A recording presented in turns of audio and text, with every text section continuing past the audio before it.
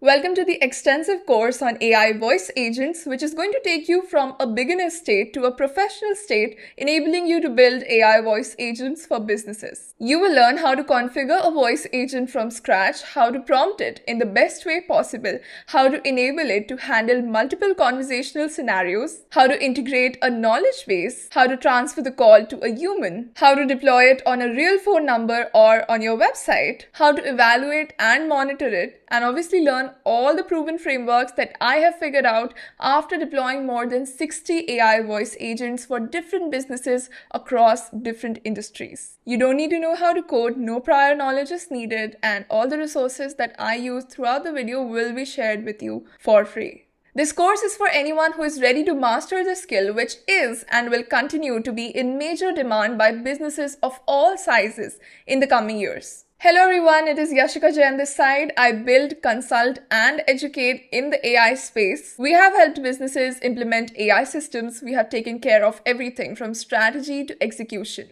So if you're someone who is interested in the no-code AI space, don't forget to subscribe to the channel. And now let's get started and let's get into it. We're going to start from the basics and then build our way up to more advanced concepts. So first, let's understand what exactly an AI voice agent is. So it is an AI system that can talk to people on phone calls or voice interfaces, understand what they say, and respond intelligently in real time. In simpler terms, AI voice agents listen, think, and respond, just like humans do. But how does it actually work on the back end? On the back end, the human speech is first converted to text. Then that text is sent to an AI model which understands the intent of that speech. Then the AI model thinks about the best possible response, and that response is then converted into sound or speech and sent back to the user. So listen, understand, think, and respond.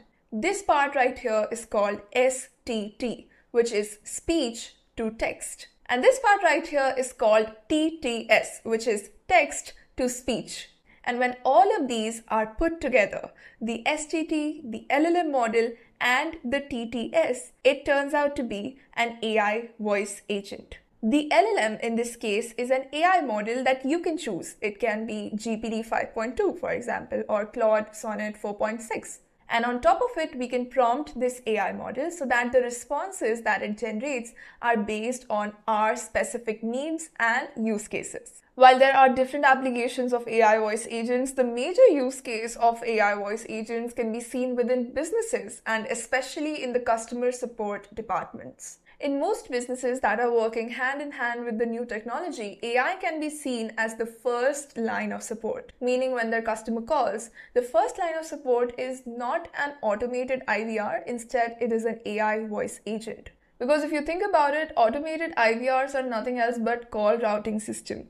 Their job is to just route the customer to the correct department, that is it. They don't do anything else except for that. Whereas an AI voice agent can help them in the very first 10 seconds of the call without asking them to press a single key on their keypad.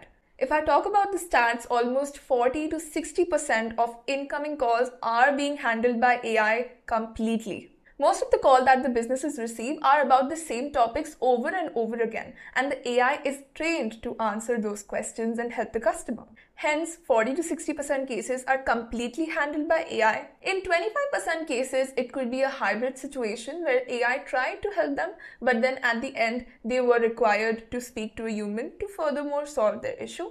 And in 15% cases, AI has to transfer the call immediately and cannot assist them at all, which could be in cases when the customer is really frustrated or it is something which is out of scope for the voice agent. And thinking from a business owner's point of view, 60% plus 25% hybrid sounds like a no-brainer. The customers are getting their answers without making them wait for like 2 minutes while they hear some sound on the background is a win-win for the business. So businesses are adopting voice AI mainly to reduce the cost. Yes, voice agents do reduce the cost. To increase the speed and never miss calls. Because the AI voice agent doesn't sleep and doesn't go on breaks. Now what might attract you is reduced costs. That's correct. If you compare it to an actual human customer representative's cost, you will see a major difference in that.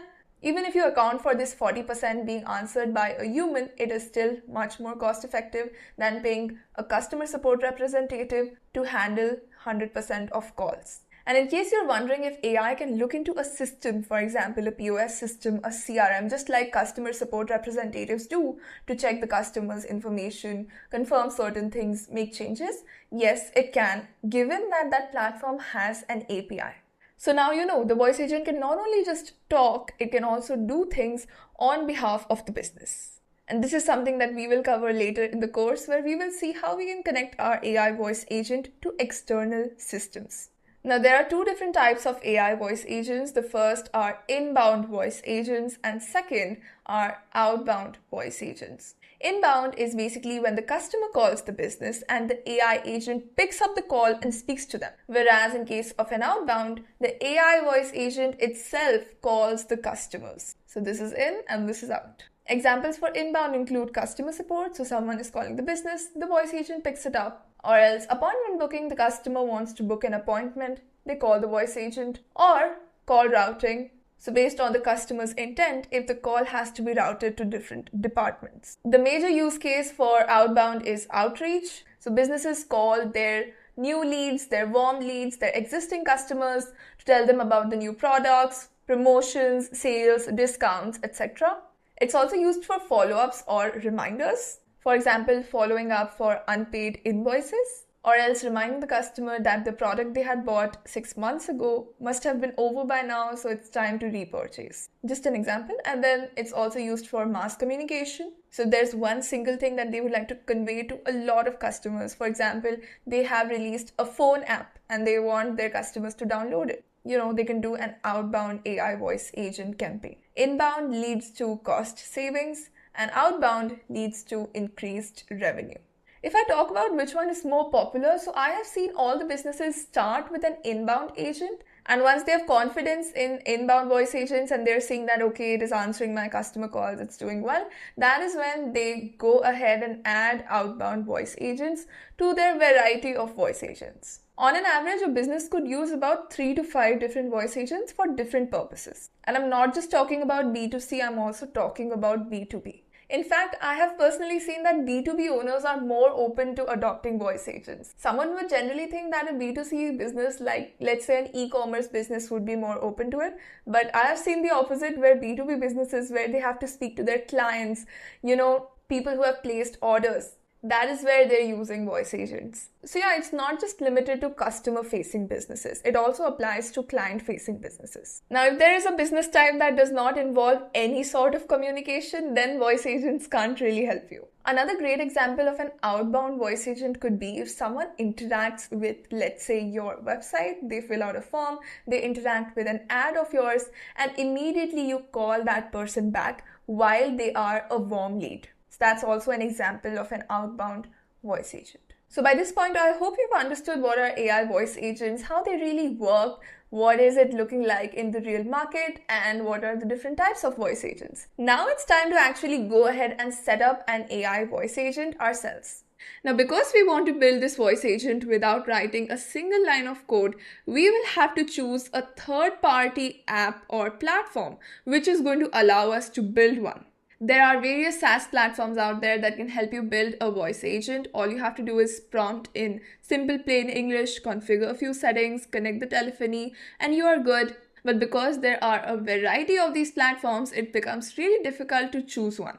And to be honest, there is no single winner. It really depends on your use case, what you are trying to build, what features you are looking for, which industry it is for which you are building this voice agent, and a number of reasons. If we talk about the top 3 providers from whom you can choose, I would basically name Retell AI, ElevenLabs, and Vapi, which I think are good enough platforms that can help you build good enough voice agents. This video has not been sponsored by any of these platforms. I will be very honest with you, for all this time I have been using Retell AI for creating voice agents. I have been using it for my clients. I have created videos on that as well, and we are also diamond partners with Retell AI. And I think it's a great platform. It allows you to build amazing voice agents. They introduce new features all the time, and they're indeed a leading provider in the AI space. So I would say this, if you are looking for more features, you are okay with paying a little bit more if you prefer quality over cost, or if you're looking for a pay-as-you-go model, or perhaps you're looking for compliance like HIPAA, etc., then Retell AI is a good choice for you moving forward. I have a complete playlist on Retell AI, which I will link up here, that you can watch to get a gist of Retell AI and start building with them. But if you're someone who is okay with having a voice agent with a decent number of configurations, or someone who wants to deal in volume without spending a lot, or someone who is basically looking for a cost-effective yet good option, then you should go with ElevenLabs. The story is simple. Retell AI specifically just focuses on voice agents, whereas ElevenLabs focuses on voice agents. They also do voices. ElevenLabs does a lot. They might compromise a little bit on features as compared to Retell AI, but the end product does not vary a lot, to be honest. To give you a simple example, I just bought an air conditioner, and while I was buying, I had two options. The first one had, AI, you can control the air conditioner from your phone, right? It had all of these different modes and features and everything. But the second one did not have all of these unnecessary features, I would say, but it would save energy, it had great performance over time, and it was a trustable brand. Obviously, I would have to pay more for the first air conditioner because it has a lot of features, and at the end of the day, both of them would give me the same air. So my thinking was clear. Am I looking for the features, or am I looking at the cost, long-term cost, and reliability? Now, I'm not telling you which one I chose, but I hope you understand the difference between both the platforms, and accordingly you can choose for yourself. So for this course, we're choosing our provider as ElevenLabs. We will be building our voice agent there from scratch. We will be configuring it. You will learn how to prompt it. The prompting techniques are same for any platform, doesn't really matter. As I promised in the beginning, we're going to see how it can handle multiple conversations. We're going to connect telephony. I'm going to tell you all the secrets that I have learned. And by the end of this video, you will be a professional AI voice agent builder, regardless of the platform. So even if you want to learn how to build voice agents so that you can sell them to other businesses, or if you're trying to learn it to build one for your own business, I would highly recommend you watch this video till the very end. So let's head over to ElevenLabs website now. So I'm on ElevenLabs website, and specifically their 11 agents page. And here, as we can see, they help us deploy natural, human-sounding agents in 70 plus languages with low latency across voice or chat.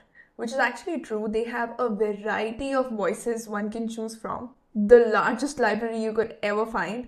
And they do support 70 plus languages, which is huge. Other platforms only support the major ones, but they do cover a lot. So if you're looking for multilingual support, again, ElevenLabs can really help you there. And here they've mentioned voice or chat, which means that the agent that we will be creating can be also deployed as a chatbot. So we will be creating it as an AI voice agent, but it can also be repurposed as an AI chatbot that can be deployed on a website, just like you can see right here. So you just have to learn how to build that agent, and then you can deploy it across multiple channels, even WhatsApp. So I'll include the link to this page in the description. You can use that link to create your account with ElevenLabs in case you don't have one. While I'm not charging you anything for this course, one way to support is by using the links in the description to create any new accounts on any of the platforms that we might need. Alright, so I already have an account, so let me log in. Okay, so after signing in, you will land onto their homepage, which would look something like this. So this is basically their analytics page where you can track the analytics once the agents are live. We're going to talk more about that later on. And then right here, we have agents, which is exactly what we're looking for. So this is the section which is going to help us configure the voice agent, may it be the knowledge base, the tools, the integrations, anything. Then this is the part where you can monitor the voice agent from. And this is the part that helps us deploy it. So coming to agents, they also have a couple of templates that one could choose from. So generic templates that can help one get started, for example, customer support, healthcare, property management, etc. I personally don't go with templates because I end up spending more time configuring those templates as compared to what I would if I would have just started with a blank agent. So I generally go with new agent. They again give you options to choose from, which again leads to templates. So let's go with blank. So now let's name the agent. For simplicity, I'm just going to call it a customer support voice agent. Now this is the chat only option, which should be only enabled if you're trying to build a chat agent. But we don't want that. So let's turn that off and let's create the agent. Alright, so this is the place where we will be configuring our voice agent, basically starting from scratch, adding the prompt, doing the settings, then we have all these different tabs to deal with. We will cover everything step by step. The main components of a voice agent that are mandatory to configure are the ones that you are seeing under the agent tab. So it is the system prompt, the voice, the language, and the LLM. By default, they already have values, but these are the ones that contribute the most to your voice agent. And apart from that, we have other settings that do play a role, but not as big as these ones. So this is the area where we configure. This is the part that lets us preview what we have built, basically test it. So you can test it as a voice agent and also as a chat agent. And this lets you publish it, basically take it to production. And then we have some more options here. For example, if you want to share the agent, if you want to add it to your app using one of these coding assistants, if you want to copy this to another workspace, if you want to delete it. And with one click here, you can also see the conversation history of your voice agent. Any calls that were made, any chat that was done will be listed right here. So now let's start off with the component which is the easiest to configure for anyone, which is voices. ElevenLabs has been always known for its voice library, so you can assume how great the options are going to be for you to choose from. So coming to the Explore page, they have tons and tons of voices you can choose from. Now obviously we're not going to spend all our time listening to these one by one and then choosing. So it's better to first filter down. So firstly the language. So let's go with English as our main default one. Then the accent. So either you can go with any accent or you can go with a particular one like American, British, Indian, etc. For example, let's go with American. Then we have the category, which is again my favorite. The one I go for is conversational because we're not creating a movie or a play here. We want this voice to talk to our customers, needs to be conversational. Now coming to the gender, again you can choose. I have seen that most of my clients go with females when it comes to customer support agents. And I also personally prefer that. Then again, you can go with age. I personally don't filter by age. And they have more filters here in case you want to play with them. And from here, we can choose the one that best fits our use case. So you can just click on this button right here to listen to it, or perhaps this one. They say behind every great myth. And if you like it, you just click on it and that's selected. Another hack here is to search for customer while having your filters, and that pulls up some voices that are specifically for customer service or customer care. For example, these ones. So let's listen to a few of these and let's pick the best one. Now, if you see a tick here, it means that this voice is of studio quality, meaning it's going to give you better outputs. So if possible, choose one of these. If not, it's fine. So let's listen to a few of these. I understand it's all new. Okay, we don't want that. Oh, no worries. Hi, my name is Liz. Thank you for calling customer support. How may I help you today? Okay, not bad. I know this isn't ideal, but don't. All right. No. App glitches. No thanks. Hi there. Thanks for calling Super. This is Abby. No again. Hi there. I'm here to help with questions, support requests, and quick answers, all delivered with a calm, friendly, professional touch. All right, this stood out. Just a few more, otherwise we'll go with this. Hey, I'm Alexis. It's always a good time for a conversation. This is also nice, but this is not AI assistant customer support friendly, so I'll just go with this one. So let's click here. If you want to choose this voice, you can directly search for its name right here and then choose the one that contains AI assistant in its title. So coming out of this, the voice is selected, but we still have to make changes to the configurations. So here comes the TTS model family. In the beginning, I told you about TTS, which is text to speech. So at the very end, when the AI model has given the output, it is going to convert that into speech. And that right there is the TTS model.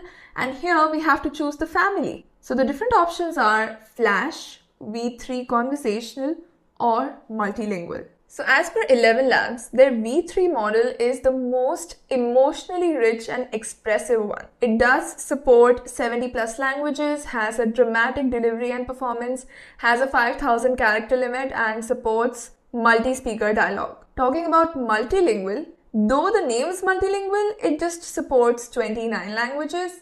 It has a 10,000 character limit and is the most stable on long form generations. Then we have Flash, which is fast, affordable, low latency. Latency is the gap between when the user stops speaking and when the AI starts speaking. So that is called latency, and we want to make it as less as possible. We need to minimize it.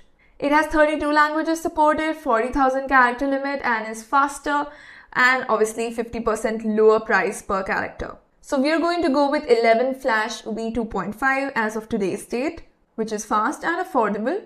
But if you prefer to have a more emotionally rich or dramatic voice, then you can go with this one. Mind you, the voice would remain the same regardless of which one you choose. It is just the way of speaking that changes. For example, one way to speak is, "Hey, how can I help you today?" And the other way to speak is, "Hey, how can I help you today?" So those are the differences. The words are the same, the voice is the same. It's the drama that adds on. So I wouldn't recommend going with the multilingual V2. Just choose from one of these based on your use case. If you're not able to choose, just select one, test it, and then select the other, test it, and then choose. Okay, now comes stability. So do you want it to be more expressive or do you want it to be consistent? I generally like to keep it a little high, around 60%. Because this is a professional talk we're doing. This is not a character play we're doing here where we want it to be expressive and all of that. But again, it's a personal choice. Then comes the speed. Do you want it to speak slowly or do you want it to speak fast? So I think just a little bit up doesn't hurt, but even 1.00 is fine. There is no need to tweak it. If you feel that it's a little slow, then you can tweak it. But yeah, if your customer base is more of old people or people who might not understand English if it's spoken fast, then you can, reduce it. Then comes the similarity. So this basically defines how similar the voice is throughout the call. I would highly recommend you keep it at 80% or above. We don't want a dynamic voice, okay? So yeah, these settings for now, we can always tweak it. So that is that. Then comes the language. So English is set by default, and these are the other options you have. They change based on the model family you choose. Now let's suppose you want to create a multilingual voice agent which is capable of speaking multiple languages based on what the customer is comfortable with. In that case, obviously you have to choose a default language. It does not have to be English. It can be whichever one you prefer out of this list. And then you can choose an additional language. For example, let's go with Spanish. So in this case, the voice agent can speak in both languages. The priority would be English, which is the greetings would be done in English. But as soon as it identifies that the customer is speaking in Spanish, it will start speaking in Spanish. Now, another thing to note here is that the voice that we had chosen was as per English. We had taken an American accent and we had chosen this particular voice. But in case of Spanish, maybe we want a different voice which is sounding like a Spanish person. So in that case, we have to go here. And right here, if you hover over, you will see this button called Assign Voice. And from here, you can change the voice for Spanish. So in case the voice agent switches the language, it would also switch the voice along with the accent. So let's go here. And this time, instead of an American, actually, you know what? Instead of English language, we're going to select Spanish. Let's get rid of this name right here. And let's remove English from the list. So we just want it to be Spanish. For the accent, again, you have these options. I'm going to go with any. And you have multiple voices to choose from. Hola, soy Nora, una voz latina entrenada. Es un placer atenderlo. Esta voz te va a funcionar muy bien. So let me again search for customer. Let's see if they have a customer support voice. Hola, soy Esfea, una agente de atención. Soy Cristina, la voz perfecta para automatizar tu atención. Hola, soy Nora. Hola, soy Laura. ¿Puedo ser tu comercial de ventas telefónicas? I'm not a Spanish speaker, so I don't know much about this, but let's go with this one. So right now it's downloading the voice for us. And again, you can change the same settings here, which is stability, which is 60% or above. Speed, again, depends on the language, but go here maybe. Similarity, we want it to be high. All right. And now if you close this, you will see here it says voice overridden for one language. So that was about voices and the language. Both are kind of interlinked. And now it's time for the LLM. The LLM is the large language model or the AI model of our voice agent. You can think of it as the brain of our voice agent that gives it intelligence. If I be very honest with you, the LLM can make or break your voice agent, quite literally. You could have the same prompt and the same settings, but it might not work with one LLM model while it works with the other LLM model. Now, though I will tell you which model to use in which cases, I would still recommend that before you take your voice agent to production, you do test a couple of models and choose the one that gives you the best output. So let's go here. So coming here, you do have a lot of options to choose from when it comes to LLMs. Right here are the model names. Then this one that you're seeing here, which is 1.46 seconds or 723 milliseconds, this is the latency. So the lesser the value, the faster the responses. For example, this one would take a lot of time to respond, whereas this one would take relatively less time to respond. And then this is the per minute cost of these LLMs. So the cost of your voice agents differs based on the LLM you choose. Just to give you an example, this is 0.0225 per minute, whereas this is 0.0020 per minute. So you get my point? Now you would think that, well, this isn't cents, doesn't matter, I'm too rich. Well, in volume, it adds up. This is a per minute cost. A call can be of 4 minutes, 5 minutes, and you're not just going to get one call. You're going to get multiple calls over a month. So this can really add up. And this is not the only cost of your voice agent. There are other costs associated with your voice agent. So if you're ever trying to optimize for cost, you can always come here and change the LLM model. Okay, so now the question is which one to choose in which case. So I will give you some recommendations here, but I would highly recommend you test it based on your use case. You test about 4 to 5 different ones. So if you want your voice agent to be quick, so the user stops speaking and within no time the voice agent replies back, in that case you should either go with Gemini's Flash series, which is this one right here, or Anthropic's Haiku series, which is this one, Haiku, Claude Haiku right here, or else GPT-4o Mini. Alternatively, you can also look at the latency here and accordingly choose. As I said, the lesser the value, the faster the voice agent.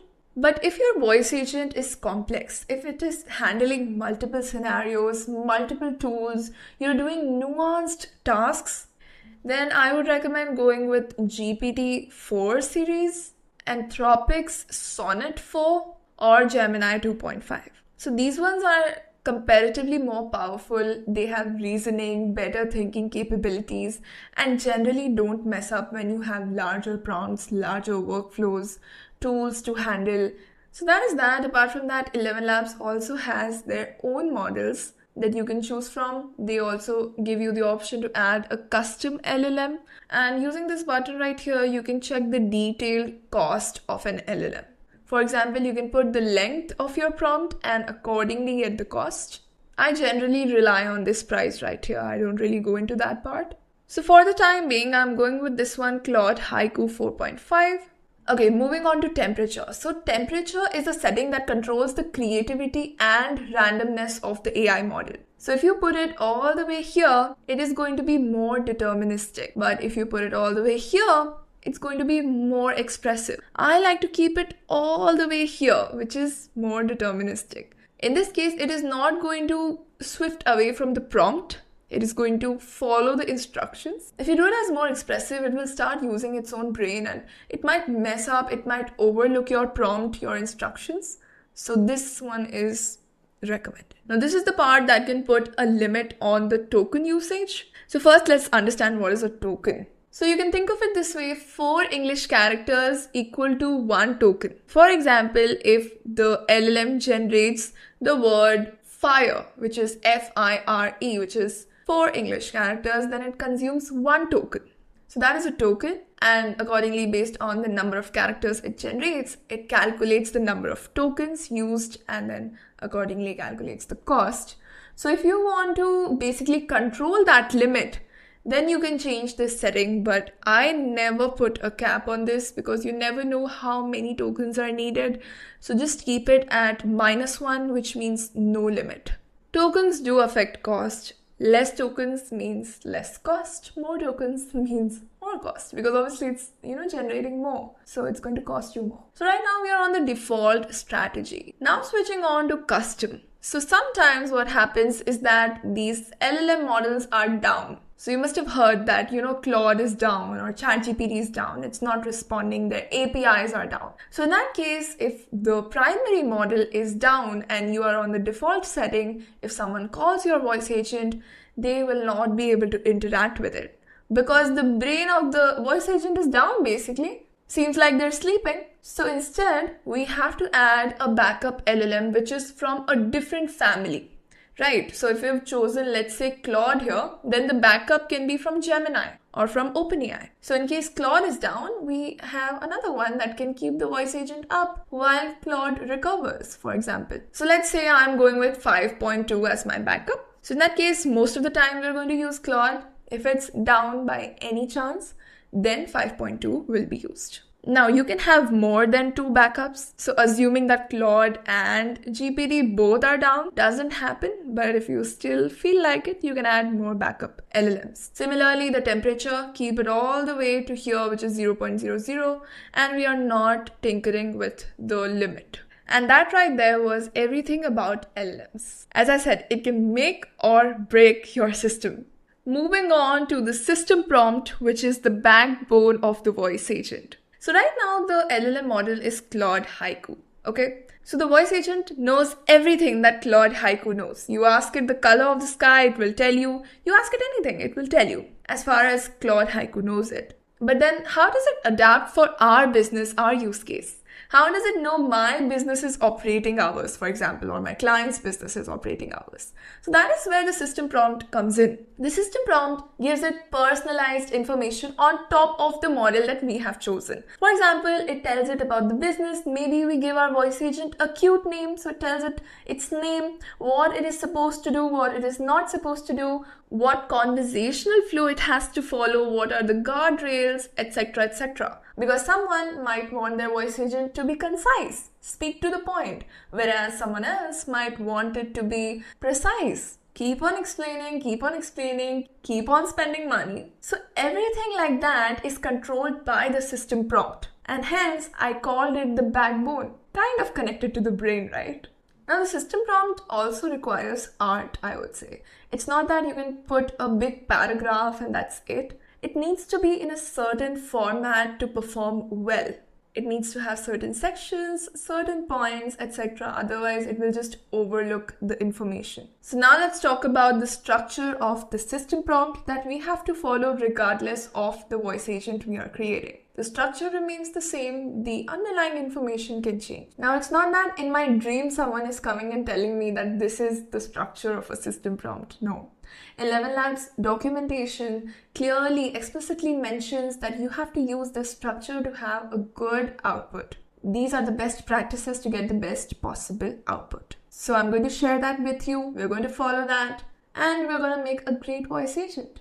So here's the anatomy of a good system prompt. You can think of it as a template that we will be using every time we write a system prompt. After you've written multiple system prompts, there will be a time where you will basically memorize this. So you will know which section comes after which and you will never skip any section. So we start a system prompt with the personality. Personality basically tells who the agent is. You can give it a name, you can tell it what it is supposed to do. Is it a customer support representative? Is it a sales assistant? Then we tell it about the company it represents. This is one short paragraph, 2 to 3 lines, 3 to 4 maybe, but not more than that. Then comes the environment, basically where the agent operates.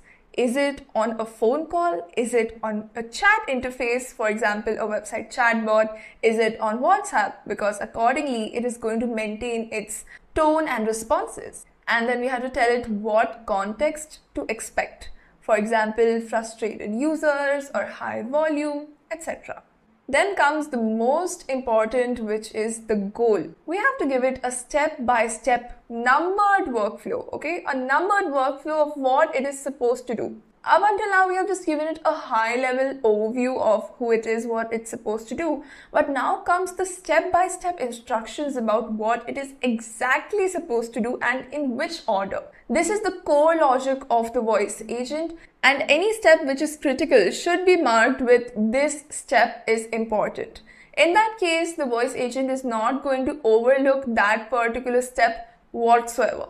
So goal is indeed a very, very important section of the prompt. This tells the sequence of the conversation. If you ever want to make changes to that, you always have to make change to this particular section, which is goal. So this is of highest priority. Then comes the tone. So we don't want the voice agent to sound robotic, and hence we specify a section on tone, which tells how to speak. For example, be concise, be friendly, be formal, etc. 1 to 2 lines should do the job for you. If you want, you can also specify them in bullet points.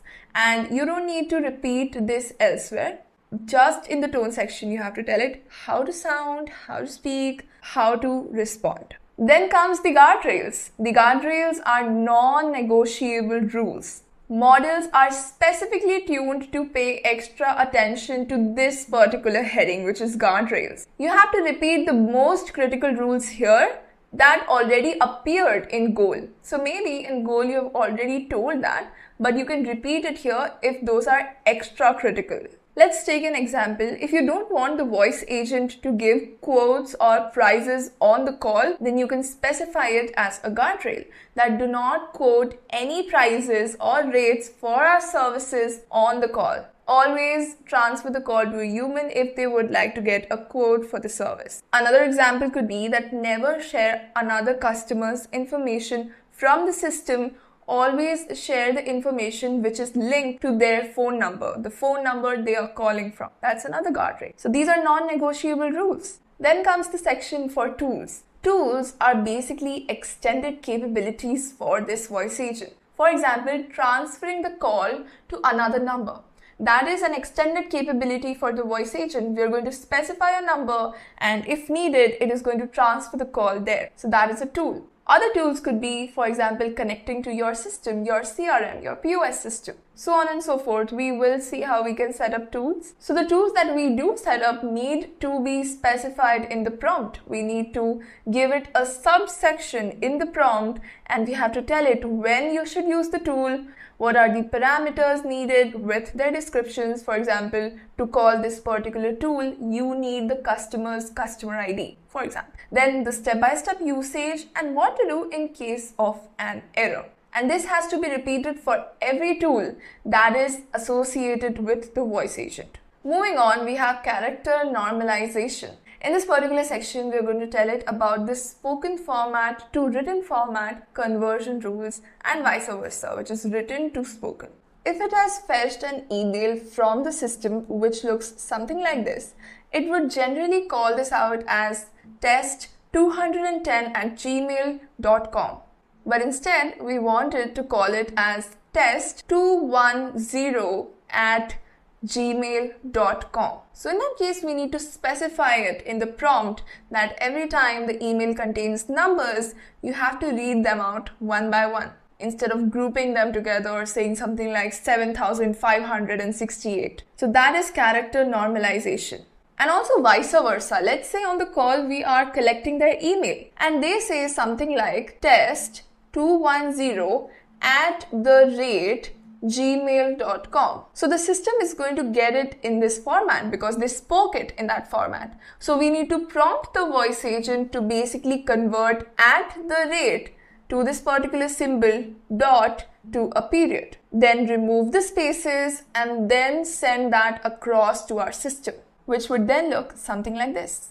These rules are kind of fixed. You just have to copy them over from one voice agent to the other.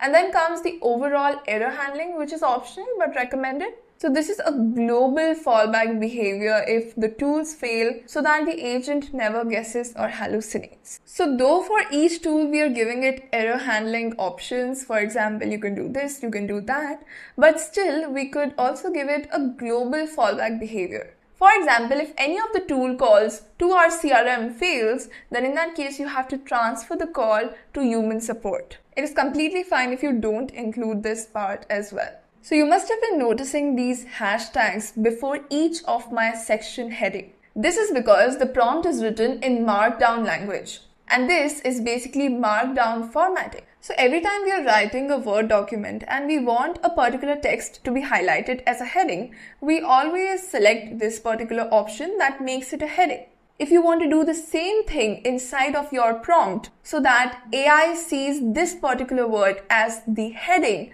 of a particular section instead of everything being in the same font, then you have to add a hashtag in front of it. So one hashtag represents heading 1. If you want to get a heading 2, then you have to put 2 hashtags, which is something like this. If you want a heading 3, which is even smaller, 3 hashtags. So here under the tools section, I'm saying that each tool must have a subsection. So for implying a subsection, you can use 2 hashtags. If you want a particular text to be bold in the eyes of the AI, then you have to add 2 asterisks before and 2 asterisks after. So that basically makes this particular text bold in the eyes of the AI. Similarly, if you want the text to be italic, then you just have 1 before and 1 after. Now let's suppose you want to make a list or you want to specify bullet points. In that case, you can simply use hyphens. So this is, let's say, your first bullet point, then this is your second bullet point. Now what if inside the first bullet point you want to have a second bullet point? In that case, we just do a space and then we continue writing our nested bullet point.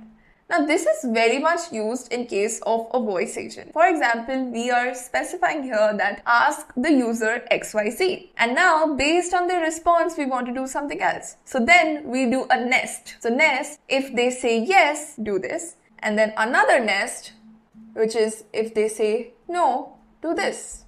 So one path goes to yes, the other goes to no. But both of those are a part of this particular question. You will see that later on when we write actual prompts, but just letting you know how it is done. Alternatively, you can also use 1, 2, 3, that is also fine. And if you ever want to make any distinction between, let's say, 2 sections, you can use this to make a distinction. Not very much needed, but if you feel like it, you can use this. It's like a horizontal line, which we use in Word documents. So that was the anatomy of the system prompt.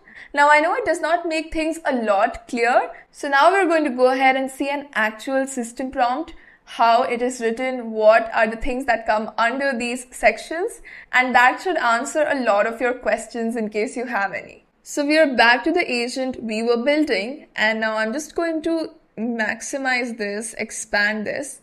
And right here, I will paste this particular prompt that we will be using as an example. So starting off with the personality, we are telling it, you are Ashley, a friendly and knowledgeable enrollment advisor for WordBridge English Academy, a premium English tutoring academy dedicated to helping learners speak with clarity, confidence, and fluency.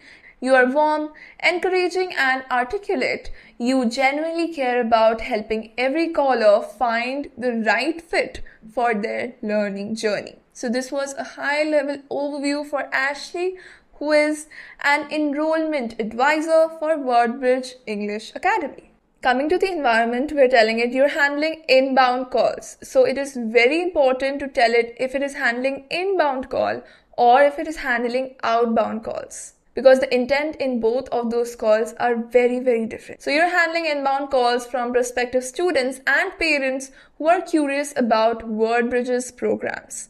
Callers may range from beginners exploring their options to motivated learners ready to enroll. Some may be hesitant or have a lot of questions. Meet them with patience and enthusiasm. And yes, you will be able to find the template as well as this prompt and any future prompts in the description. Now coming to the goal. So these are the step-by-step instructions that matter the most. Guide every caller through a welcoming, informative conversation. Step number 1. Greet the caller warmly and ask how you can help them today. Listen to their needs and share relevant information about the program, the fees, and the class structure. So it's not that it's going to tell it to everyone, but based on their needs, it's going to share it. For any questions you are not immediately certain about, refer to the knowledge base before responding. We're going to see how we can set up a knowledge base. And then I have said this step is important because sometimes the voice agent might not refer to the knowledge base. And hence, this step is important that for any questions that you don't know answers to, do not make up the answers, instead refer to the knowledge base. Step 4 is to invite them to attend a free Saturday demo class when appropriate. If they would like to reserve a demo class spot, collect their name and contact number and then add them to the Google Sheet. This is important because if it does not add it to the system, the class owners, the teachers would never know about that student attending the demo class. If they are ready to enroll directly, transfer the call to the enrollment team. This step is important. Close the conversation warmly and encourage them to reach out anytime.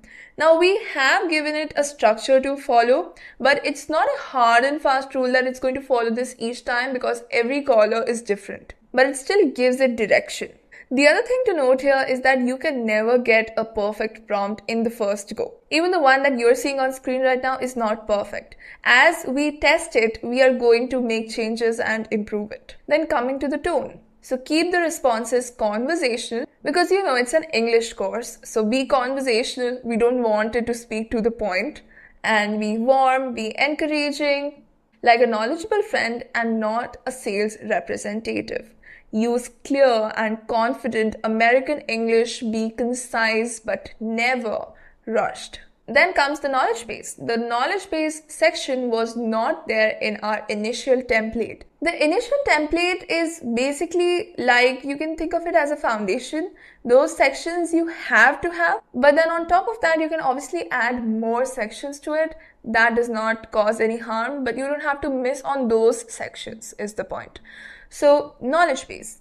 You have access to a knowledge base containing the frequently asked questions, the program descriptions, pricing, policies for WordBridge English Academy. Always consult the knowledge base when a caller asks a question you are not immediately certain about. Never guess or make up information. If the knowledge base does not have a clear answer, let the caller know that you will have the right person follow up with them directly. Alternatively, you can transfer the call to the team. Now we will see how we can set up a knowledge base. It is basically a vault where you can put all of this information that the voice agent is going to refer to each time it gives the answer.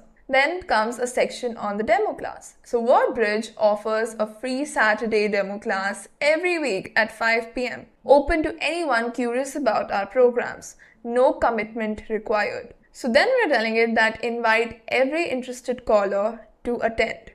If they would like to reserve a spot, collect their full name and phone number. Now, as you can see, we have two asterisks here, meaning full name and phone number would be bolded in the eyes of the AI. Ask which program they're most interested in, optional but helpful, and add them to the demo class Google Sheet. Now I'm using a Google Sheet here. You can alternatively also include your CRM, your system, ERP system, whatever you're using, and then confirm their spot and let them know what to expect on Saturday. Now coming to the tools section. So this is the main heading and then this is the subsection with two of these. So add to Google Sheet. This is the name of our tool. The name of the tool never contains spaces. So we start with a small letter. And then the next word has an uppercase. The next one again has an uppercase. This is called camel casing. And if a space is needed, the most you can do is add an underscore. Okay, so this is the name of the tool. When to use it when a caller wants to reserve a spot in the Saturday demo class. Information to collect: full name, phone number, program of interest, which is optional. Usage: collect the caller's name, collect their phone number digit by digit, confirm the details back, call the tool with their details, confirm success. And the ones that you're seeing in these quotations are basically examples. For example, you're all set. We will see you this Saturday at 5 p.m. Feel free to arrive a few minutes early. Then error handling. If the tool fails, reassure the caller that I'm having a technical hiccup on my end, but don't worry, your name and phone number are noted and I'll make sure you're added manually. You're all set for Saturday. Alternatively, what you could do is, if the tool fails, transfer the call to a human. Now here's the transfer call tool. When to use: when a caller is ready to enroll directly. Confirm which program they want to enroll in, let them know what to expect. So we're telling them that, I'll go ahead and connect you with our enrollment team. They will get everything set up for you, just a moment, and then transfer the call. If it fails, tell them I'm sorry and then it says, I'll have someone call you back within an hour. So it could be the case that no one is picking up the call on the other end. So it can tell that I'll have someone else call back within the hour. Then character normalization. So in this one, we are mainly dealing with 4 numbers. There is no email, nothing. So we are telling it is spoken 5, 5, 5, 1, 2, 3, 4, 5, 6, 7, but it is written this way. Always repeat the number back clearly to confirm accuracy. Then comes the guardrails, non-negotiables. Never make up program details, fees, or schedules not covered in the prompt or the knowledge base. Never promise specific instructor names or assign a student to a batch without enrollment team confirmation. Sometimes the other person on the call can try to manipulate the voice agent, and hence guardrails really help. Never pressure a caller to enroll. Always keep the conversation open and low stakes. If asked something not covered in the knowledge base, be honest that that's a great question. Let me make a note of it and have our team follow up with you directly. And here we could also say alternatively, transfer the call. Never access or share another student's personal information. And here, if you want, you can have them as bullet points. Lastly, error handling. If any tool fails or information is unclear, stay calm, reassure the caller, never guess or fabricate information. Offer to take their contact details and have the right person follow up. So I think that is one of the best fallbacks. That is, we will call you back later. Maybe the transfer call is not working. Maybe this is not working. So an overall global fallback could be that we will call you later on. And then someone from the team can reach out to them. Alright, so you will find this prompt in the description. So in the prompt, we have explicitly mentioned that the voice agent will have access to the FAQs, program description, pricing, and policies. So let's go ahead and update the knowledge base with the same. And before we go there, just make sure to set the time zone for the voice agent. So wherever this voice agent is going to operate, select that particular time zone so that it knows the date, the time, and the day during the call.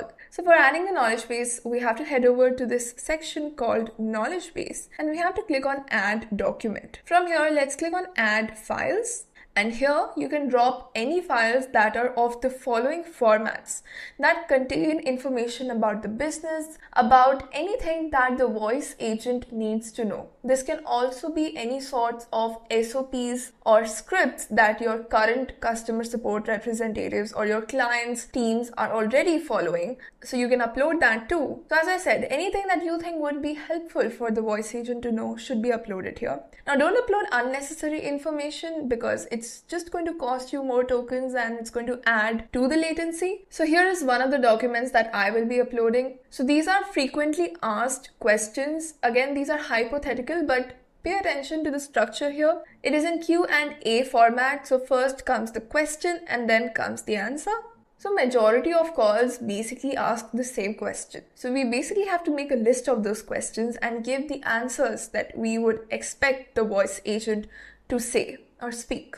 For example, here the question is there a free trial? So we're starting by saying yes, our Saturday demo class at 5 p.m. is completely free and gives you a real feel for what our sessions look like. And we have also divided these question and answers into sections. For example, programs and enrollment have these set of questions.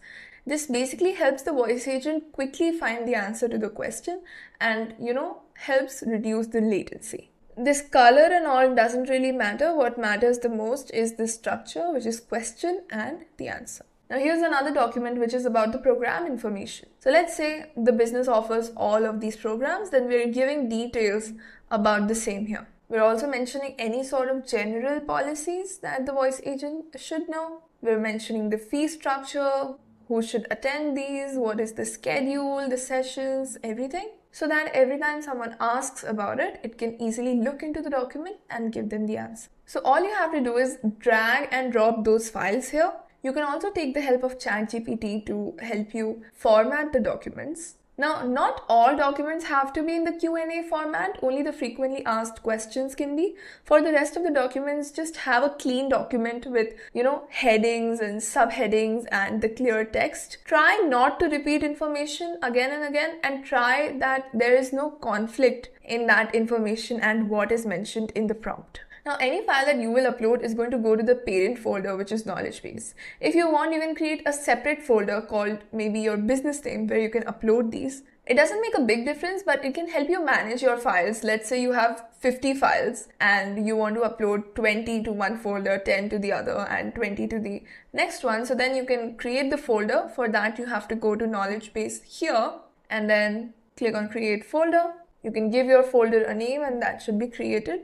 I have personally never felt the need of one. So let's just add the file here. Okay, so both of these have been uploaded. Now they should be one of these, okay? PDF, doc, text, or MD. I wouldn't recommend EPUB or HTML. In case you are feeling that the voice agent is not reading your files properly, you can switch to .text or .md. They work better with voice agents or chatbots. But doc and PDF also work just fine. It could be some, cases, edge cases where you might want to just, change. So let's add them. All right, now here comes a button for configuring RAG. Right now, the documents that we have added will be basically sent as a part of the prompt to the voice agent, basically the LLM or the AI model. The entire document would be sent. But what if you have, let's say, 200 files? In that case, are we going to send all the 200 files with all those data each time to the LLM? It's going to cost you a bomb. So in that case comes RAG. RAG is called Retrieval Augmented Generation. In that particular case, instead of sending the entire documents, the agent will have access only to the relevant pieces of the knowledge base during answer generation. For example, if the question is about program A, then only the information about program A will be passed on to the AI model instead of passing all the documents, all the pages, all the data. This increases the agent's maximum knowledge base size, meaning you can upload more and more information, and during the time of retrieval, it will only fetch the relevant pieces of information. This is the character limit, which is the total number of characters retrieved per query. This is the chunk limit. Chunk limit is basically how many pieces of information should be sent back to the AI model. Are we sending 20 pieces? Are we sending just the top 3 pieces? So I would say don't really change these default settings. They work just fine. Then comes the vector distance limit. If this value is towards more similar, then only the pieces of information that are very much alike to the user's query will be sent. You can think of it as the top retrieved pieces. If this value is towards less similar, then if you are asking about program A, it might also tell you a little bit about other programs. But if you just want program A, then you put it all the way here, if not all the way there. But again, I would say keep the default setting. Now, RAG should only be enabled if you think that you are uploading a lot of information, a lot of files, and if you send it each time to the AI model, it's not a good practice. In that case, you can enable RAG. But if you just have a few documents, few pages, then no need to enable RAG. You can keep it off. So in this case, I barely have any information here. 2 PDFs, somewhat 15 pages. No, we don't need a RAG in this case. If I would have had, let's say, 120 pages, 150 pages, then RAG makes sense. And it also depends on the type of information, to be very honest. Right here, it's just information about the program. But if I had more like product information where we want to specifically search for that particular product only, then RAG makes sense. Because we don't want to send all the products information to the AI model each time. We just have to fetch that particular product that the customer is speaking about. So that is about the knowledge base. It's not that big of a headache, just uploading files and just making a decision if you want to enable RAG or not. Okay, and now we have to configure the first message that the agent will say. If you leave this empty, then the agent will wait for the user to start the conversation. But in case of an inbound agent, we generally want the voice agent to be the first one that introduces. So here's an example. Hi, this is Ashley from WordBridge English Academy. How can I help you today? And the default is going to be in English, but we can translate it to all languages. We should turn this off because we don't want anyone to interrupt the main introduction or the greeting, and that right there becomes the first message. Now you must be seeing this line that says type 2 curly braces to add variables. So yes, voice agents can have variables, So let me take an example here. So right here in the demo class section, we are collecting their full name and phone number. So we could basically add this particular line here that says, ask the caller if the number they are calling in from is the number they would like to use for booking the demo.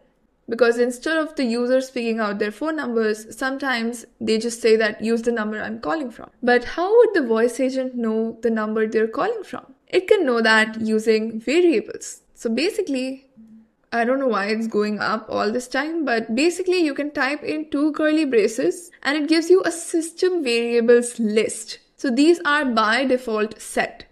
And out of this particular system variable, which is system __ caller _ ID, is the variable that auto-populates the number they're calling from. Similarly, you have other options as well. So these are the system variables. Now, you can also create your own variables. Let me just do it at the very end here. For example, you can create a variable for name. That becomes a new variable. But these ones are more used during outbound conversations. So let's say we want to call a list of people, and in that particular list, we have a column for name. So during the outbound campaign, we pass on the name as a variable, and then in the prompt, we basically say something like, hi name. So this automatically pulls up, for example, hi John, this is XYZ calling from ABC. So this is helpful because we already know that information. We are passing that as a part of the call. It is just that it is different for each user, hence we are using a variable. These don't come in too handy in case of inbound voice agents. But yeah, the system caller ID does. That is very much needed. Now, some of you might say, maybe we can replace this one with a variable. Actually, that is not needed because the name is already a part of the conversation. It might have already asked for it and it can refer to it later in the conversation. There is no need to specify a variable for that. Just putting it like a placeholder also works fine if that information was collected on the same call. If you're fetching it from another system, then you can mention a variable. So those are dynamic variables right there. And the last thing to cover on this page is the expressive mode. So this is very new and a great feature that enhances your agent with emotionally intelligent speech, natural intonation, and expressive audio tags. So if you enable it, the first thing that happens is that your TTS model family changes to conversational, expressive mode is turned on, and then you can also add audio tags. For example, let's take this one, cuffs. So we can explain when the agent should use this audio tag to influence the speech generated. Now, I personally don't like playing with this part a lot. I feel expressive mode is just fine. You can turn it on and we can use normal tags like happy here to make it sound happy. But yes, in case of expressive mode, you can't really control the stability and speed of the voice that you could otherwise control as a part of Flash. And in case of Flash, that happy mode is not going to work. So it's really your call if you want to have the fastest, stable one, or if you want to have a more expressive one, as I said in the beginning. All right, so let's keep this for now. And with that, we have at least covered all the configurations of the first tab of our voice agent, which is the agent tab and the most important one for our voice agent. So you can think of it this way that most of the heavy lifting is done. Few more things and we should be good. So moving on to tools. What are tools? So as I said, they extend the capability of our voice agent. Instead of just listening, thinking and responding, it will be able to do much more. It will be able to take actions. Now, there are different types of tools one can add, but by default, ElevenLabs provides us with these tools. These are called system tools or inbuilt actions. The very first tool is end conversation. Regardless of which voice agent or chat agent you are building, you must turn this on. This basically gives your voice agent the ability to cut the call. If one does not turn this tool on, then the call can keep on going and going until and unless the person on the other side cuts the call. So the name of the tool is end call. And here, if you want, you can add a description. If we click on show default, then we will be able to see the prompt that ElevenLabs would suggest for this tool, which is gracefully conclude conversations when appropriate, explicit endings, Implicit endings before calling this function confirm that all the user queries are fully addressed and provide a contextually appropriate closing response. Do not call this function during active problem solving. Add let me know if you need anything else after the user says goodbye, and then also an example. So I would suggest you go with this one and then make any changes if you want. If you don't want to complicate it, you can also just type in that end the conversation using this tool once the user's queries have been addressed. But again, I would say go with this one. Now another thing you can do is disable interruptions, which means that while this tool is running, no one can interrupt it. And then we just have to save it. And now the voice agent can actually cut the call. The next one is detect language. Again, something we would want. So if we again click on this button, it shows us the prompt. Change the conversation language when the user expresses a language preference explicitly. For example, can we speak in Spanish? Before calling this function, identify the target language. If the target language is not in the list of the languages we have specified, let the user know that you can't speak that language. And then we have examples. Now in this case, I would recommend changing this to your secondary language. So in our case, instead of Russian, it would be Spanish. And then we can disable any interruptions while the language is being detected. And let's save that. The next one on the list is skip turn. This is actually a nice one, to be honest. So sometimes what happens is that the caller on the other end says something like, okay, just give me a moment, or something like, yeah, I'm available, just give me 2 minutes. They ask the voice agent to wait for them. So this tool basically allows the agent to skip its turn if the user explicitly indicates that they need a moment. And there comes the prompt. So skip a turn when the user explicitly indicates that they need a moment to think or perform an action. For example, give me a second, let me think, hold on, let me check, or please wait. Do not call this function if the user is silent without expressing an intention to pause. So this is only called if the user says something like this. Otherwise, this is not called. And I wouldn't turn on disable interruptions for this one, because sometimes they would be just like, okay, give me a second. Yeah, I'm good, right? So we just don't want this. And just make sure to click on save here. The next one on the list is transfer to agent. Now, transfer to agent is basically transferring the call to another ElevenLabs AI agent. So let me show you. So here, you can basically add a transfer rule and you can select from one of your other voice agents. This is generally used if you are setting up multiple agents for multiple departments. Let's say you have one agent for customer support, but then you have another agent that handles finance. So if someone calls and they want to know about their invoice, then the customer support agent just directs the call to the finance agent. And that is where this comes in handy. And you can obviously add many of these. It's not just that you can transfer to one agent, you can add multiple transfers here. We don't need this one, so I'm going to cancel it. Then comes transfer to number, the most popular function that most voice agents need. So let's turn that on. Again, we're going to show the default one here, and please try to make change to this one. This is a great prompt, and this is from ElevenLabs end, meaning it works perfectly fine. So call this function when someone says, I want to speak to a human, there is a technical limitation, there is a complex issue. You can add more reasons if you would like based on your particular use case. Do not call this function when you can answer the basic information request yourself, you can complete the task yourself, or the user hasn't explicitly requested human assistance. Then some examples right here. But for this one, we obviously have to add a rule.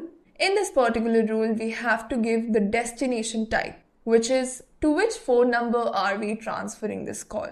So in most cases, you can directly type in the phone number here. Just make sure that you're including the country code, for example, +1 or +91, and whichever one you want to transfer to. And after that comes the 10 digits for the phone number, 6, 7, 8, 9, 10. So something like this. Or else if you want to dynamically transfer, then you can transfer as dynamic variable, which is if you don't know which number to transfer to. Then comes post dial digits, which are the DTMF tones sent after the call connects. So sometimes what happens is that people do transfer to their team, but then again, on the front end, there is an automated IVR. So you have to press a key like 3 or 6 or 7 to connect to the actual team. So here you can basically add that. So for example, it has to press 2 in order to connect to the team.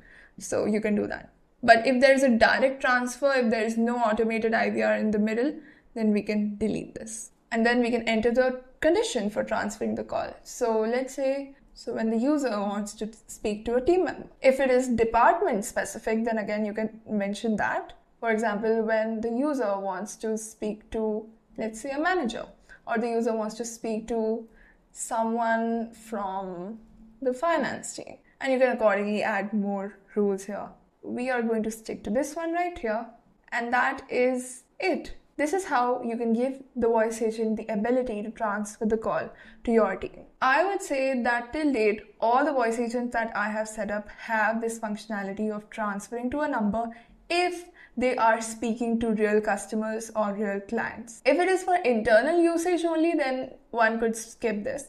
But if the voice agent is speaking to your clientele, your customers, then this is very much needed. Actually, I've even seen in conversations, people pick up the call, they identify that there is an AI on the other end, and without even asking their question, they directly say, I would like to speak to your manager. So some people don't want to speak to AI sometimes, and it's fine, it's their choice. So we must give them an option to transfer. This is to play keypad touch tones during a phone call.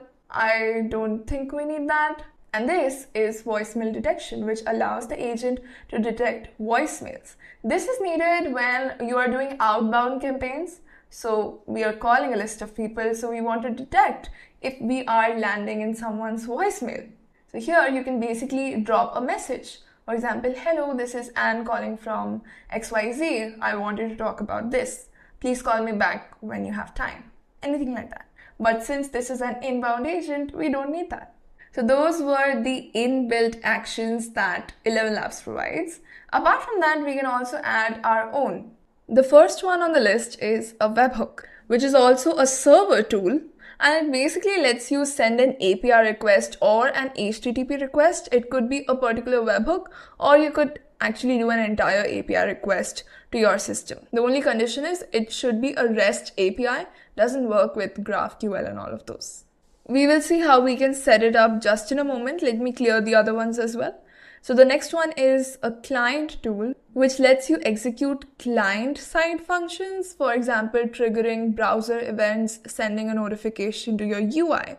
This is not very much needed in our use case, so we're going to skip that. And then comes integration. So if we go to their integrations tab right here, they do have integrations with all 4 of these platforms. So you can just click on it, you can connect your account here easily, and then you can do actions like creating tickets, which is for Zendesk, and maybe for HubSpot you can create contacts and manage things. Right now they have 4, I think they will increase it in the future. So this basically removes the hassle of you setting up the server tool or the webhook tool. But if the platform you want to connect to is not listed here, you will have to set up the server tool. If you do want to connect to one of these, you just have to add your API tokens, anything that it asks for, connect it. That's it, easy as that. So yeah, most of the time, one is going to go with a webhook tool or a server tool. We are going to start by setting up this particular tool, which is add to Google Sheet, which will add the following information to a Google Sheet. Our transfer to number tool was called transfer_to_number. So coming back here, I'm just going to change that. We need to make sure that the name right here matches our tool name. All right, so now let's go ahead and set up this particular tool. So I'm just going to copy this name. I'm going to go here, add a tool, webhook, and add the name. For the description, I'm going to say, call this tool every time a caller wants to book a demo class. Make sure to include their name and phone number. Optionally, include the program they're interested in. Okay, so that's our description right there. So when to call it and what to include. Now there are 2 different ways of setting up this tool. First way is to directly call the API of that particular platform, which in this case is Google Sheets. The second way is to just send a webhook request to an automation platform like Make.com, Zapier, Anyten, or whichever you prefer, and take things from there. Or maybe send a webhook request to your Python script. In the second case, all we're doing is we are sending the collected information to that URL, that webhook, and the rest of the process is taken care from there. Because a lot of times what happens is that a tool call is not just a single HTTP request. Maybe some processing is needed, maybe some conversions are needed. So in that case, a no-code person goes with one of the automation platforms and a code person sends it to their Python script. We are also going to go with the second option because of two reasons. Firstly, calling Google Sheets API and setting up their authentication is very difficult. Like, it's a pain. Instead, what is easier is to just send a request to, let's say, Anyten, and from there, add a Google Sheet module and pass on the information. The second reason why we're going with an automation platform is so that I can tell you guys how to integrate both of them, because that really opens up a lot of possibilities of the different tools you could create. You can run complete automations by just sending one request from here. And the automation platform can also return data back from your systems. So every time you're sending data, the method becomes post. So you just have to deal with two of these, forget the rest. And then comes the URL of your webhook. So let's go ahead and set up an account on an automation platform. I'm going to go with Anyten. It's up to you, whichever one you want to go with. You can go with Anyten, Make.com, Zapier, any other you prefer. So you'll find the link to Anyten in the description. And let's get started. All right, we are all set. Let's start automating. And I changed the theme to dark. And now we're going to create a new workflow.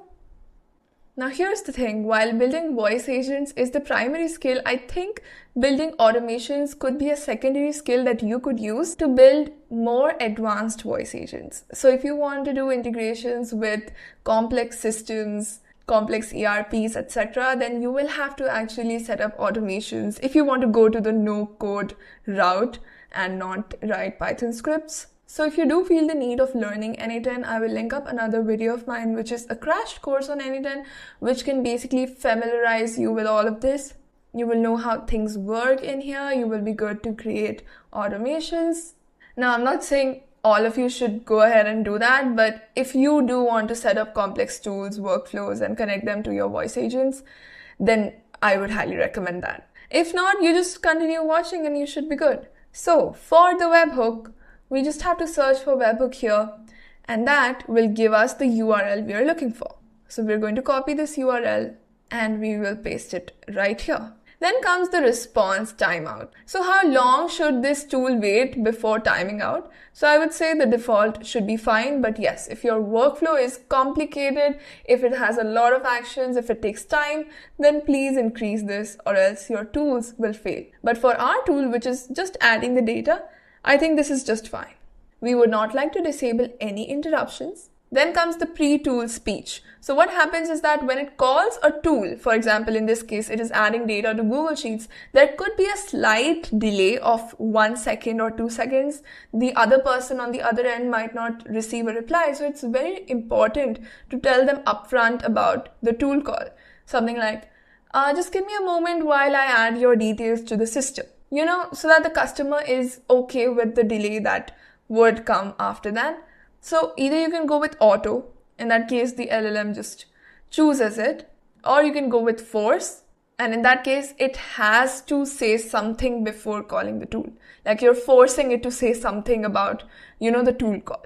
So I would keep it to auto because our tool is not going to take that long, but if you feel that yours would, then just go with force, which is letting them know upfront. And then comes the execution mode. So this determines when and how the tool executes relative to the agent speech. So do you want the tool call to be immediately taken into action as soon as it is requested by the LLM?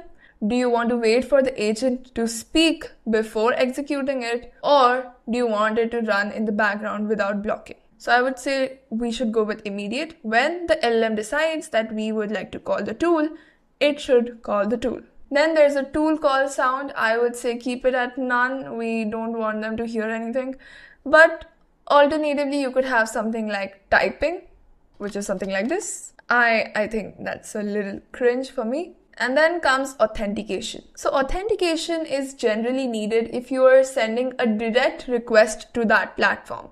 For example, in this case, it is Google Sheets, or maybe you're sending it to your CRM. So you have to authenticate yourself that yes, I'm the right person to access my account. So you have to add those authentications here. But since we're sending it to our automation platform, we don't really have to do any authentication. The authentication for Google Sheet will be done inside of Anyten when we connect our Google Sheet account to Anyten. So I think that's another benefit of using an automation platform. You don't have to deal with the authentication here. Then comes the header. Again, if you are doing a direct request and it requires you to send a header, you can define it here. We don't need it, thanks to our automation platform. Same with this and this.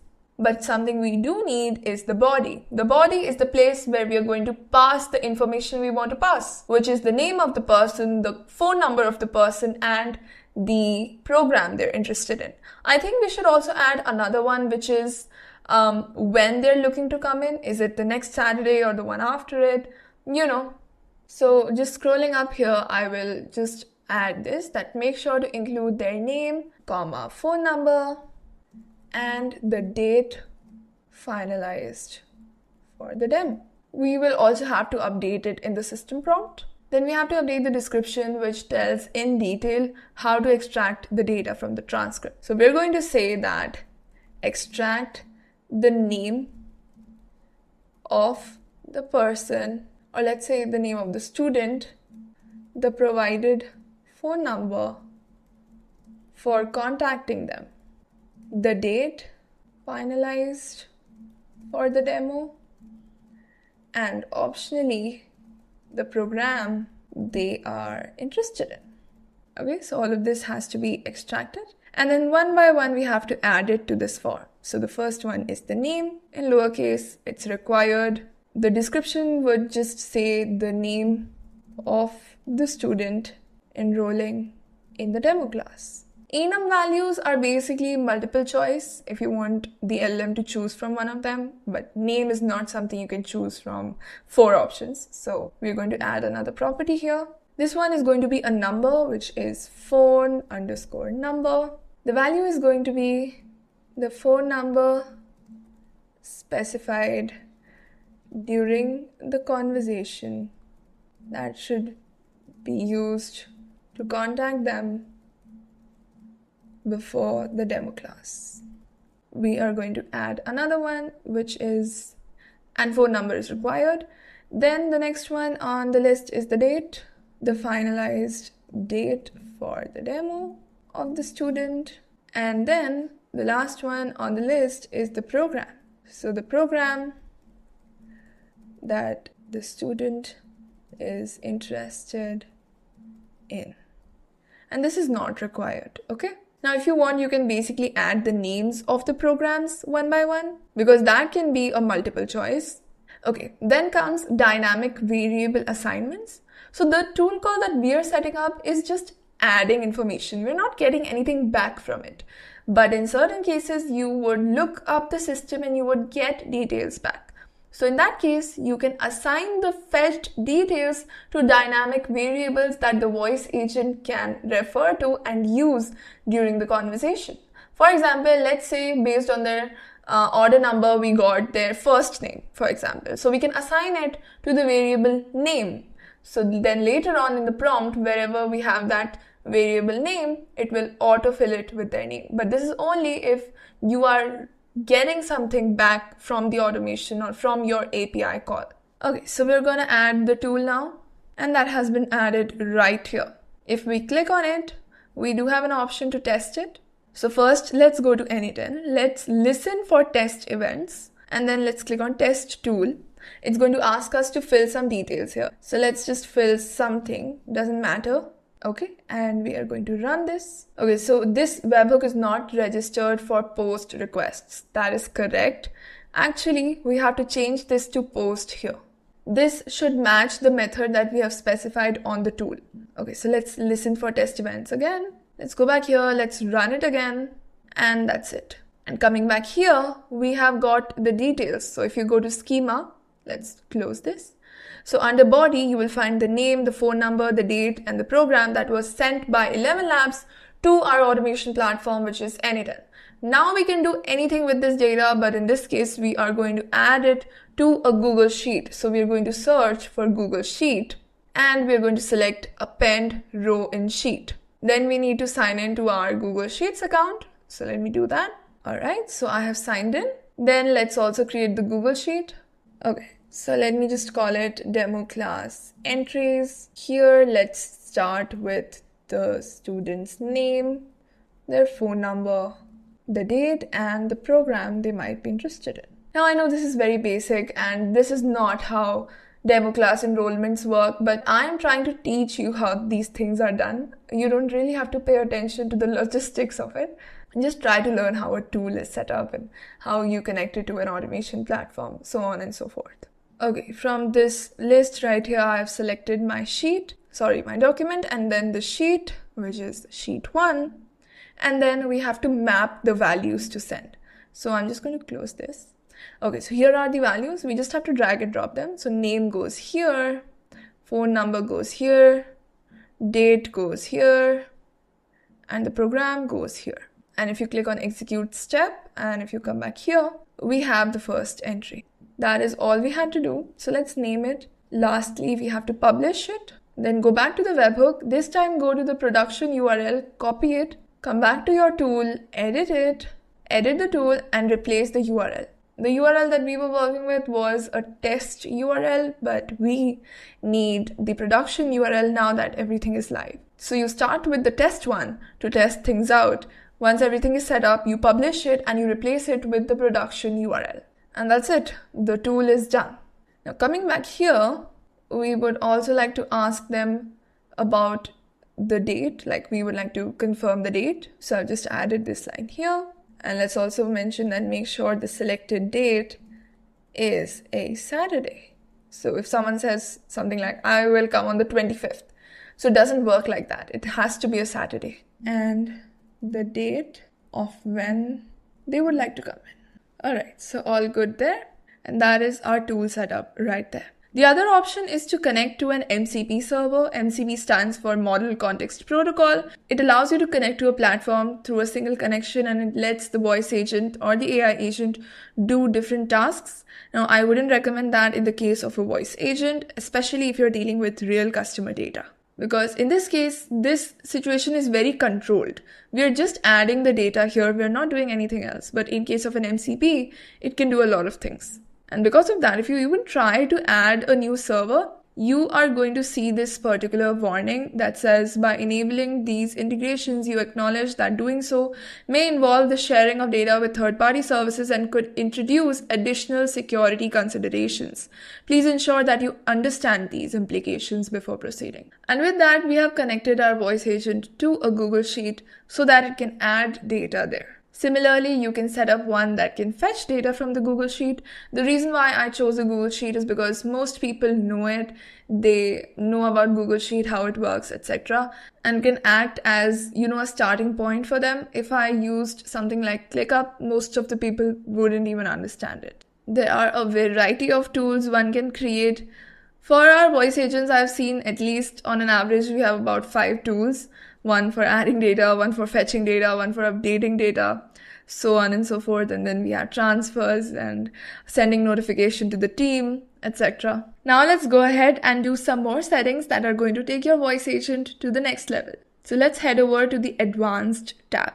And yes, you might be wondering that, Yashica, you're just building, and you're not testing anything. Well, let's just get done with a few more things and then let's go to testing and test everything end to end, because not everything we want to set up is set up right now. I promise you, when it's the correct time to test, we will do testing end to end. We will make changes. We will fix things if they're broken. I'll show you the entire process. There is no need to worry about it. All right, so here we are in the Advanced tab. The first option is the multimodal input that configures how the input is sent and which input types are enabled. This setting is for a chat agent, to be very honest, which is Firstly, enabling chat mode only and allowing them to attach files. So we don't have to worry a lot on that. Let's leave it to the default settings. Then coming to automatic speech recognition. This is what we have to configure. So configure how the incoming audio is processed and transcribed into text. So in the very beginning, I told you about STT, which is speech to text, which is the very first part of this. So here it's not giving us an option to change the ASR model because we have selected the V3 model for TTS. So because of that dependency, we cannot change this. But if it is giving you the option to change, you will have a couple of options to choose from. By default, they choose the best possible option, and I have personally never faced any such issues with STT, which is speech to text. So this is not something you have to worry about. Then comes filtering background speech. So a lot of times the callers, the customers are outdoors, they're in cafes or something, there's a lot of background speech. So it's nice to enable this so that the background speech is filtered out and only the human speech is sent, okay? The user input audio format. So select the input format you want to use for automatic speech recognition. Again, I would say go with the recommended one. And here you can add keywords to improve the transcription accuracy for any sort of names, products, or domain specific terms. So here we basically have to add the keywords that are not everyday normal words that not everyone would know, for example. An example for this could be anytime. It's not a normal word. So this can really help improve the transcription accuracy if you think it is something that will be used in your calls. The example that we're taking, which is this WordBridge English Academy, anytime doesn't make sense. I just took it as an example. Or let's say the name of your company is a bit different, then you can add that. So anything which is a bit different from the normal can be added here to improve the speech to text. Because it is very important that whatever the user speaks is correctly transcribed and then sent to the AI model. If it misinterprets it, then it doesn't make sense. The whole thing breaks. The next one on the list is conversation behavior that configures turn-taking behavior and conversation limits. Again, an important one. So in this one, the first is eagerness. This controls how eager the agent is to respond. High eagerness means that the agent responds quickly. So as soon as the user stops it, it's like it starts. And low eagerness means the agent waits longer to ensure that the user has finished speaking.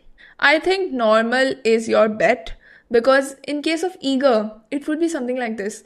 The user has just stopped speaking and the agent starts speaking, which is not very normal. And in case of patient, it might look like latency issues. So normal is your bet. Spelling patience. So this controls if the agent should be more patient when user is spelling numbers and named entities. So this is again auto. So when people speak out phone numbers, they take pauses in between, right? Like 90124.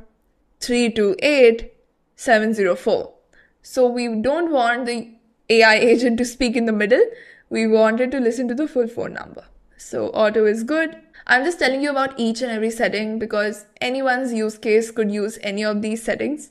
So you should know about them. Speculative turn. So when enabled, starts generating responses during silence before full turn confidence is reached, reducing perceived latency, may increase LLM costs. And this one is automatically applied because we're using the V3 model. Neither can we turn this off, neither can we turn it on. It's by default turned on. The next one is retranscribe audio on turn timeout. So when VAD detects no speech, it attempts to retranscribe accumulated audio at turn timeout. Useful when VAD may suppress short responses, disables silence discount billing for the conversation. So here's the thing. Sometimes what happens is that there is silence on the call. Okay? Neither the user is speaking nor the voice agent is speaking. The voice agent is waiting for the user to speak, but no one is speaking on the other end. But sometimes what happens is that the user might have said something like, or something like, yeah. And maybe it was a short response and the volume was low. And maybe the voice agent never caught it. and it just keeps on, waiting for the reply, even though they have given their reply. So this feature, what it says is that if a situation like that arises when there is a long silence, it will try to retranscribe the accumulated silence basically in the middle. It will try to, find something out of it. If it doesn't find it, then can't help it. But if it does, it helps. But this will disable the silence discount, which is applied on the billing for the conversation. So I would say it is something nice to have as a feature. It will obviously disable the silence discount, but then such edge cases could be removed. The next one is take turn after silence, which again resonates with the last one. So as I said, there is silence on the call. So we want to set a limit. For example, after 7 seconds of silence, we want the voice agent to respond, regardless of if we got a response from the other side, because there was a silence for 7 seconds. I think we can also reduce it to something like 5. So for 5 seconds, there is no sound from the other side, then the voice agent can be like, hey, are you still there? So that is what is take turn after silence. The next one on the list is end conversation after silence. So the maximum number of seconds since the user last spoke, if exceeded, the call will terminate. A value of -1 means there is no fixed cutoff. So let me suppose that for 5 seconds there was a silence. It couldn't find anything in the silence also. And then after that it said, hey, are you still there? If they responded, great, the conversation continues. But what if they still don't respond? In that case, I would like to cut the call because I don't want to keep paying money for silence. So let's say I have 10 seconds right here. So that means that if this still continues, then at the 10th second, the call would be terminated by the voice agent because there was no reply from the other end. I have seen such cases when the calls just go blank and you just have to cut it after some time. So 10 seconds, or you can increase the value, really up to you. The next on the list is the maximum conversation duration, the maximum number of seconds that a conversation can last. Now, regardless of if the user is speaking or not, if the voice agent is speaking or not, we are setting a maximum limit of the call duration. In this case, it is 600 seconds, which means almost 10 minutes. So the call should not exceed 10 minutes. If it does, it automatically cuts the call, no matter what conversation is going on. So I think it is a safe bet because sometimes people might just, see that there's an AI and maybe they just, try doing time parse or something, trying to burn your money, trying to get information out of it. It could be anything. So I think based on your use case, you should decide a maximum conversation duration that after 10 seconds, we want to cut the call, or after, let's say not 10 seconds, after 10 minutes. After 10 minutes, we want to cut the call. After 15 minutes, we want to cut the call. So I will leave it to the default because I don't think a conversation should go more than that.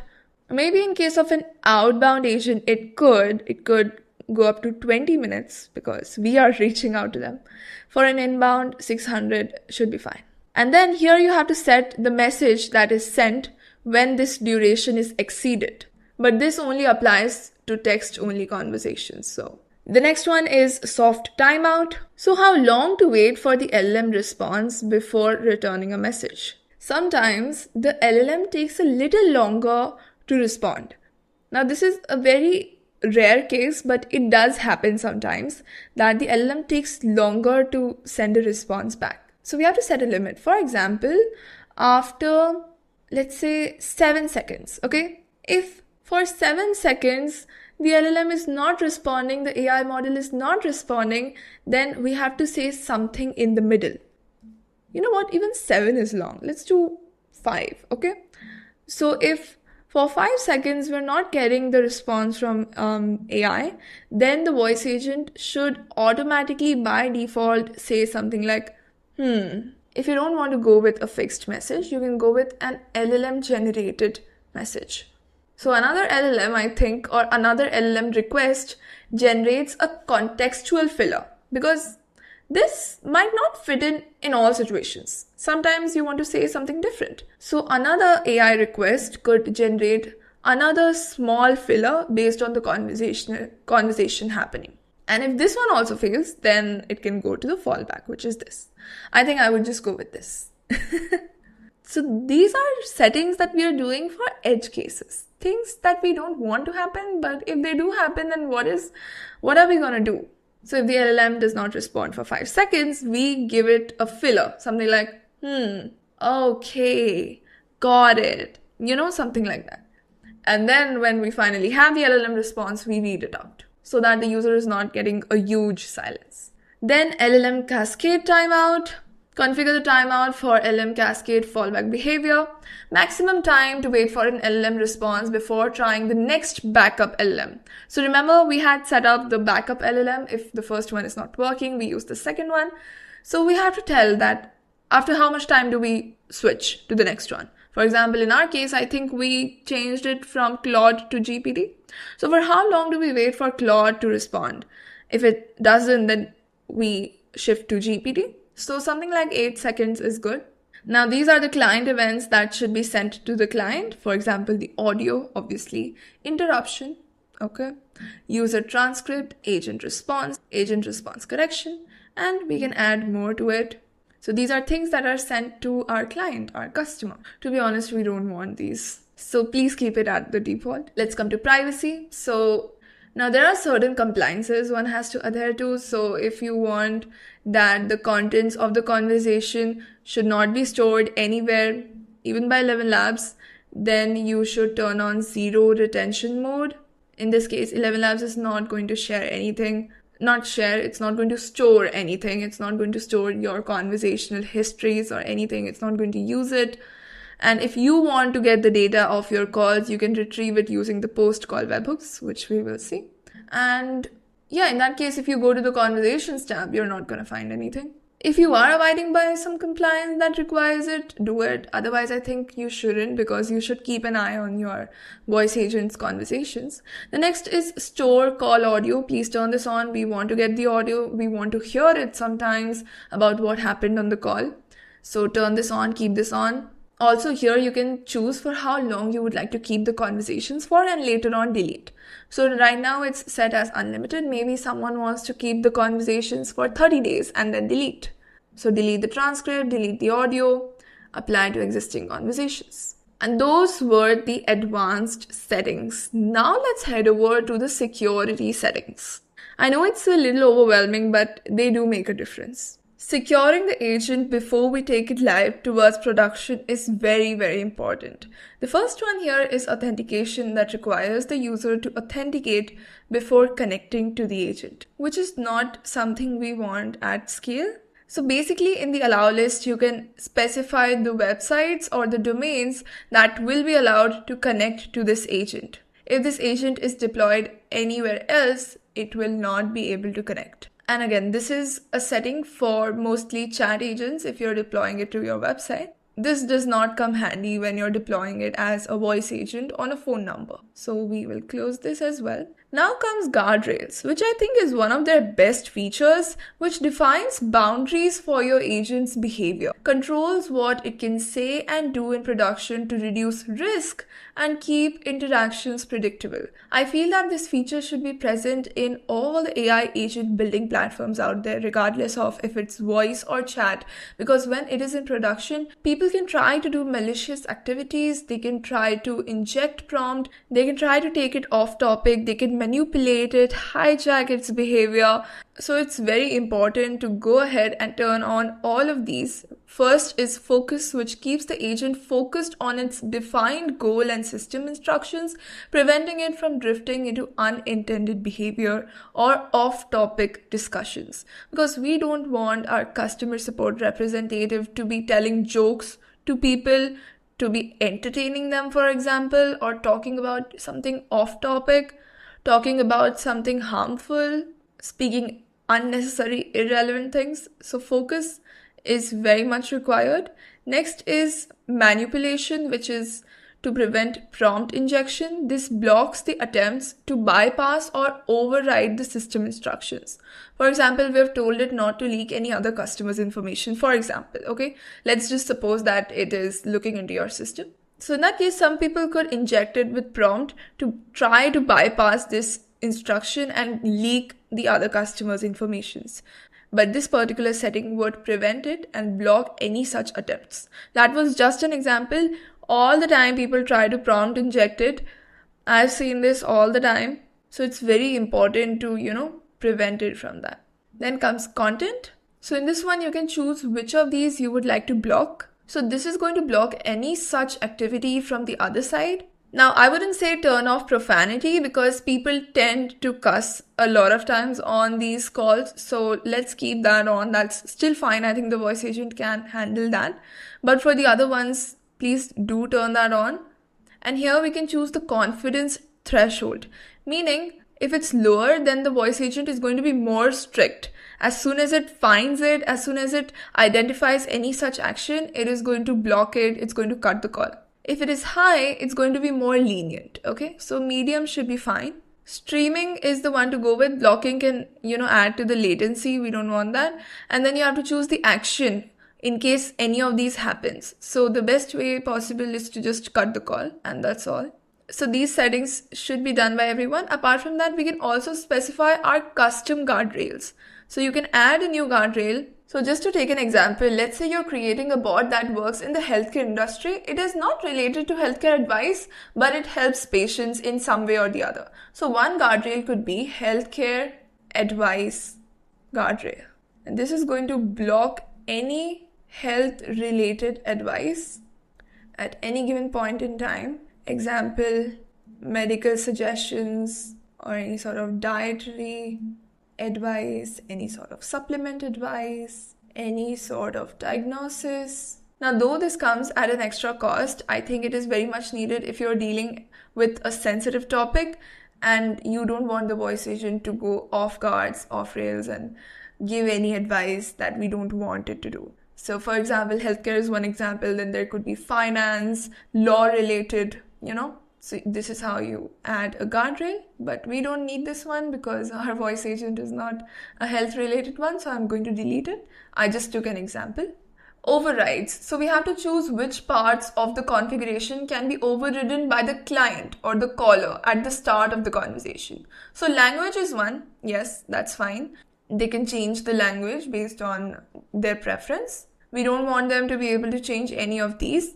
Text only is fine. Let's say that you have this as a bot on your website and they just want to chat with it instead of speaking with it. Then they can click on the text only button and, chat with it. That is fine, not a big problem, but not any other. Then comes the conversation initiation client data webhook, which configures how the conversation initiation data is fetched when receiving Twilio or SIP trunk calls. So let me tell you what this means. So if you're getting an inbound call and before the voice agent even answers the call, if you want to fetch the customer's information from your CRM based on the phone number they're calling from, then you can use this particular functionality. So all you have to do is add a webhook here, which is going to come from Anytime. And every time a call is received on the phone number, the webhook is going to get data about that call. For example, the call time, the phone number they're calling from. And immediately, you can use that phone number to search your CRM, your system, and return the customer's details back in case found. Maybe they're a second time customer, for example. And then what happens is that by the time the voice agent is giving the introduction, it already knows the other person's name, which is fetched from the system. The post-call webhook is the opposite of this. So as soon as the call is completed, you can choose again another webhook that receives the entire call's transcript, summary, analysis, all the details, duration, cost, everything onto that webhook as soon as the call ends, even the audio file, and then you can choose to add it inside your system if needed. So though all of this information that this webhook sends is generally available in the conversations tab, you can easily check the transcript of the call, duration, cost, everything easily. You can hear the audio. Still, some people like to keep a record of this outside of ElevenLabs to another system that they use. For example, their own CRM, maybe another data analysis, data visualization platform. So in that case, this comes in handy. Even in the advanced tab at the very bottom here, If you are going with the zero retention mode, which means ElevenLabs does not store anything, you can still use these post-call webhooks to get the call information yourself. So you're not allowing ElevenLabs to store the data, but you are yourselves storing it. This setup is going to be the same as what we did in N8N right now, which was create a webhook, then we add the URL here, and that gives you the data, and then you can add it to a Google Sheet just like we did for the other one. You can add it to another system. You can do whatever you want with that data and create an automation around it. Here you can set the daily call limit, so the number of calls per day. Every business knows how many calls they receive every single day, so maybe you can add a little bit more on top of it and then set a limit here. For example, let's go with 1,000. Then you can also set the concurrent call limit, which is basically at the same time how many customers can speak to the voice agent. So if it is -1, then it is just using your subscription limit. Different subscriptions have different concurrent call limit. Businesses with a higher call volume might need more limit, but businesses with a lower limit should be fine with the normal subscription limit. Now, what happens if your subscription allows, let's say, 10 concurrent calls, just taking an example, but 13 people call you at the same time? Then, if you enable this feature, the agent can exceed the subscription concurrency by up to 3 times, with the excess calls charged at double the normal rate. So any calls which are on top of the concurrency will be charged at double the normal rate. If you turn this off, then the voice agent will simply not speak to the extra phone calls it is getting on top of your concurrency limit. So I feel you should turn this on, but if you feel that this is happening more often, then you can just upgrade your plan and upgrade the concurrency. And I think I didn't cover it in the beginning, but if you want to add more than 2 languages, you can keep on ticking these boxes right here, and that should add more and more languages to your voice agent. Another thing I want to talk about is the text normalization. So if you click right here, it will show you some additional settings for voice, which are a little more on the advanced side of things. Wouldn't recommend changing these two. So here the last option says text normalization type voice only. So before sending text to our TTS model, which is text to speech, we convert the numbers to words for better results. Select which method will be used for this agent. And the 2 options are either the system prompt or ElevenLabs. So the goal here is to convert the numbers to words. For example, instead of 1 being written as a number, it is written as ONE1 for better speech results. And to achieve that, either we can add this particular text to our system prompt under character normalization, or we can just let ElevenLabs do that each time, but it incurs for additional latency. So I think the simplest way here is to go by the system prompt. So we will just copy this, and under the character normalization part, we are going to paste this. As easy as that. Let's publish what we have done so far.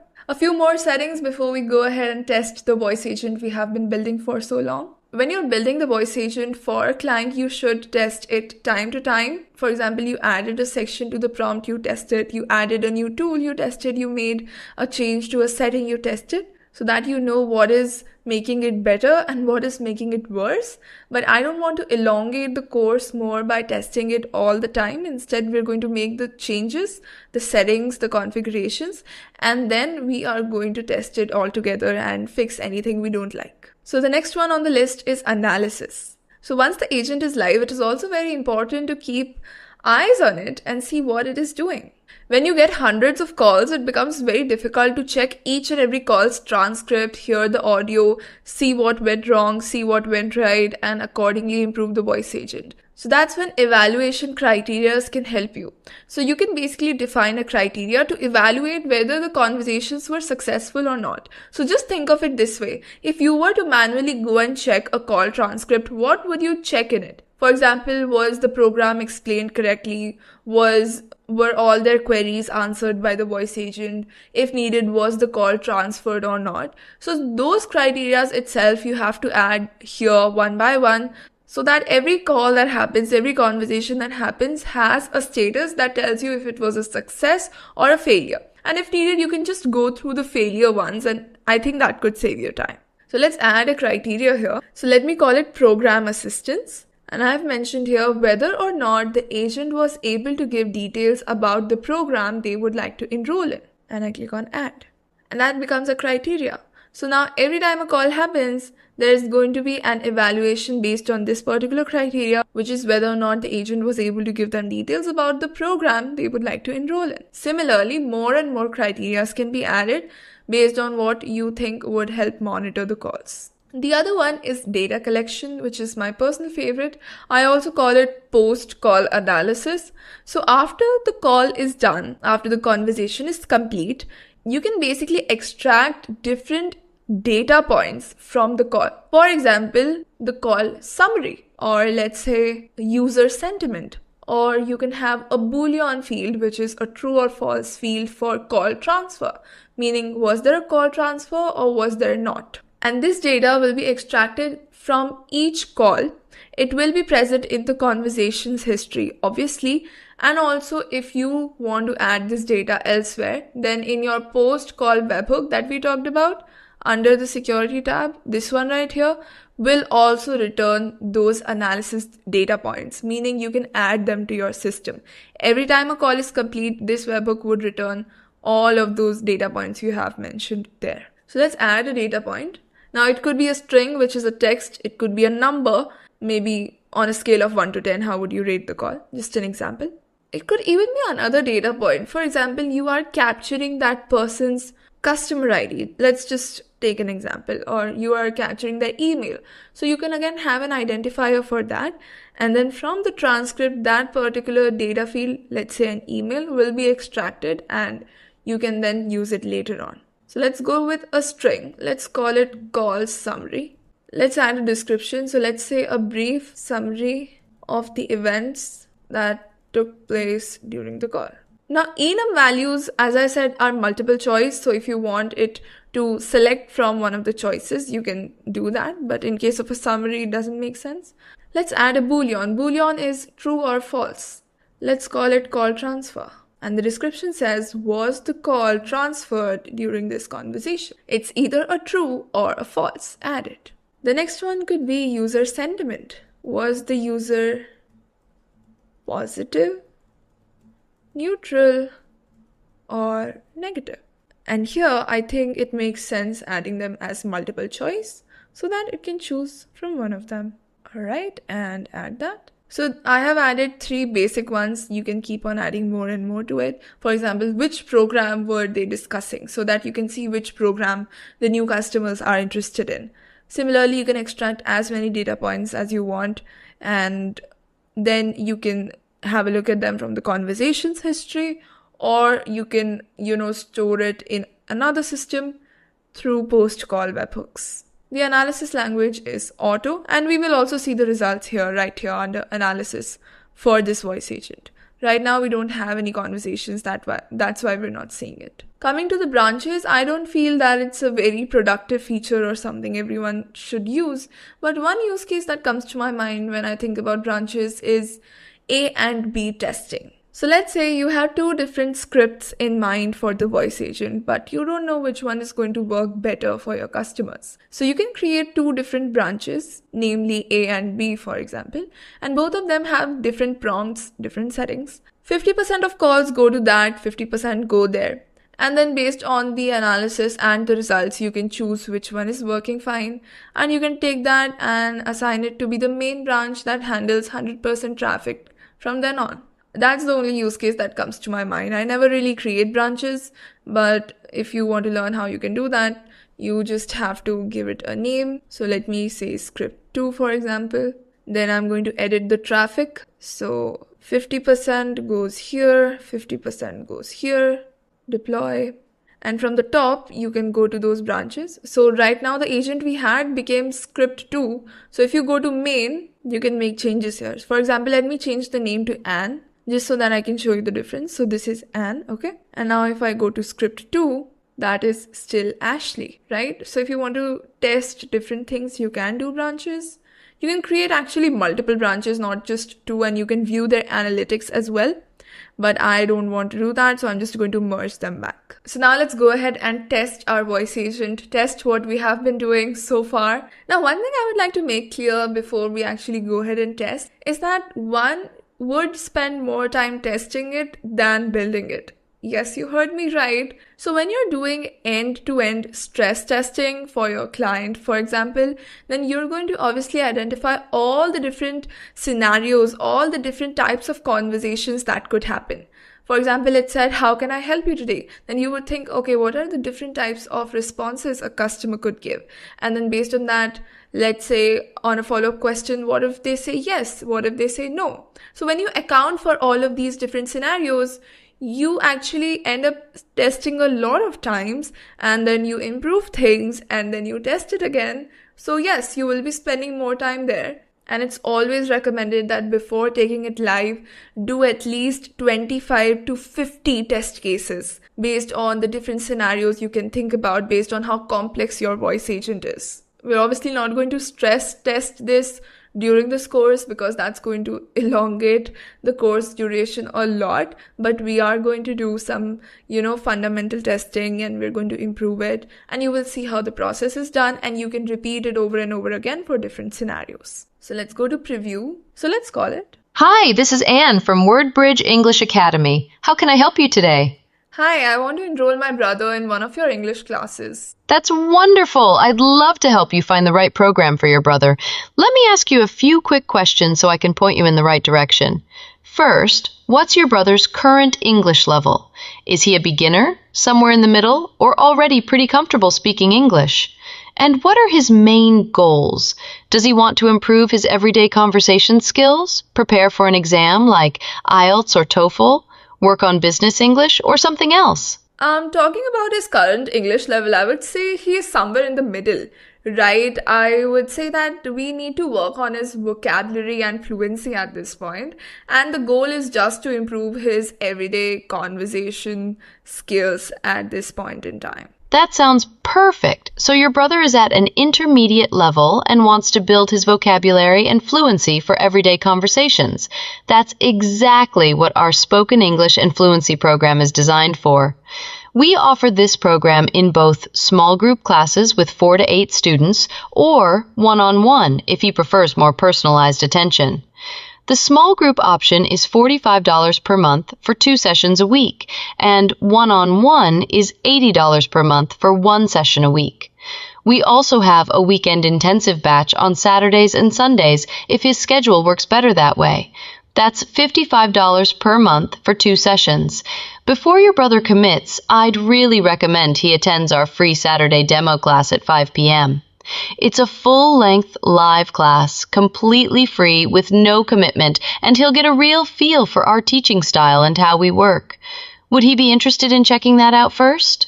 Yeah, thanks for the brief. I think a small group would work just as fine for him, and I would like to go with the Saturday, actually the weekend batch that you mentioned, which was for $55 a month. And yeah, a demo class would be great. Excellent choice. The weekend intensive batch is perfect for a busy schedule, and he'll get 2 sessions a week on Saturday and Sunday mornings for $55 a month. So let me make sure I have this right. Your brother wants to join the weekend intensive batch, and he'd like to attend the free Saturday demo class first to see how it goes. That's great. To get him registered for the demo, I'll need a few details. What's your brother's full name? And it's the best phone number to reach him. Also, which Saturday would he like to come in for the demo?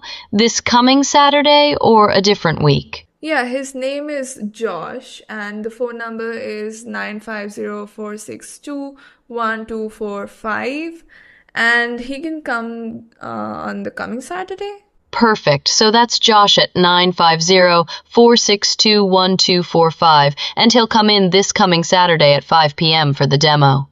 Let me just confirm those details back to you. Josh, 950-462-1245, this Saturday at 5 p.m. Does that all sound right? Yep, sounds good.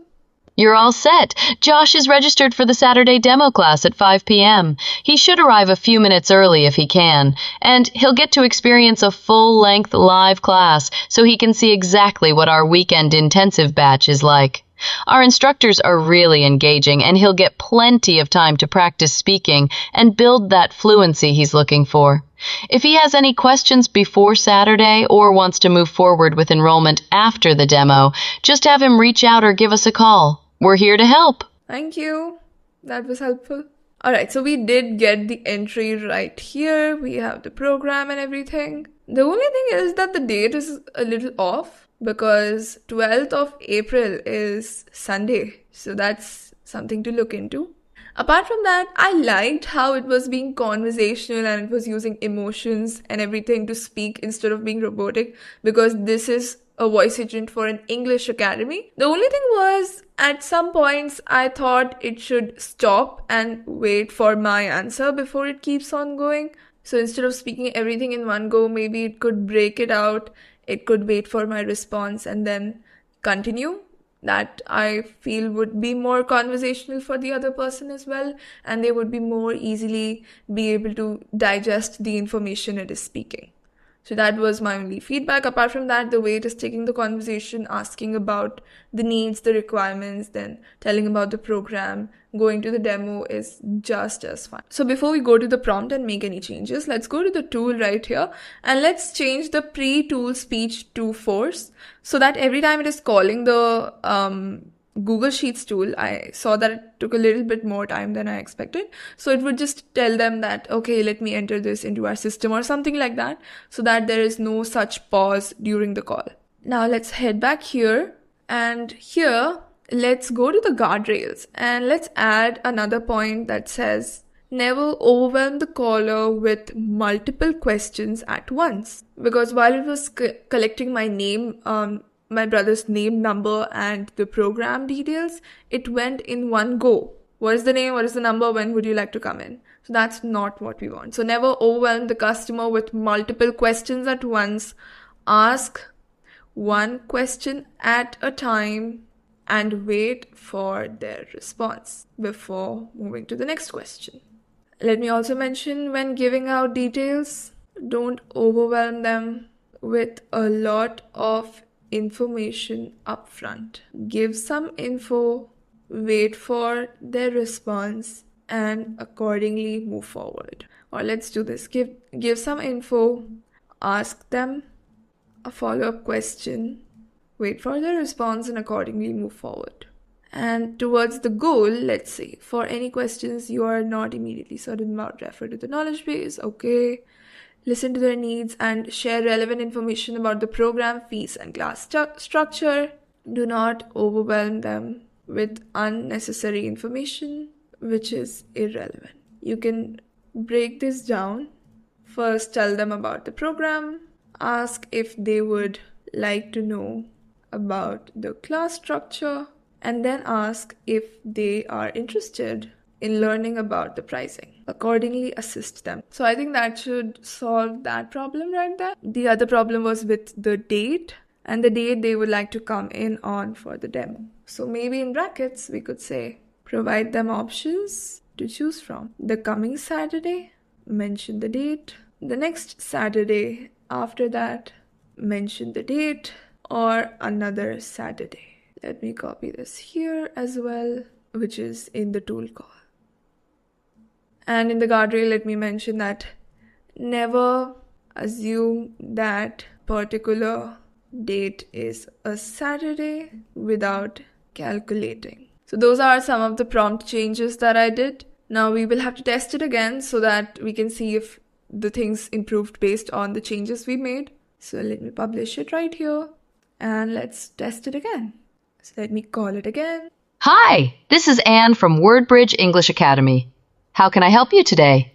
Hi Anne, I'm trying to improve my professional English.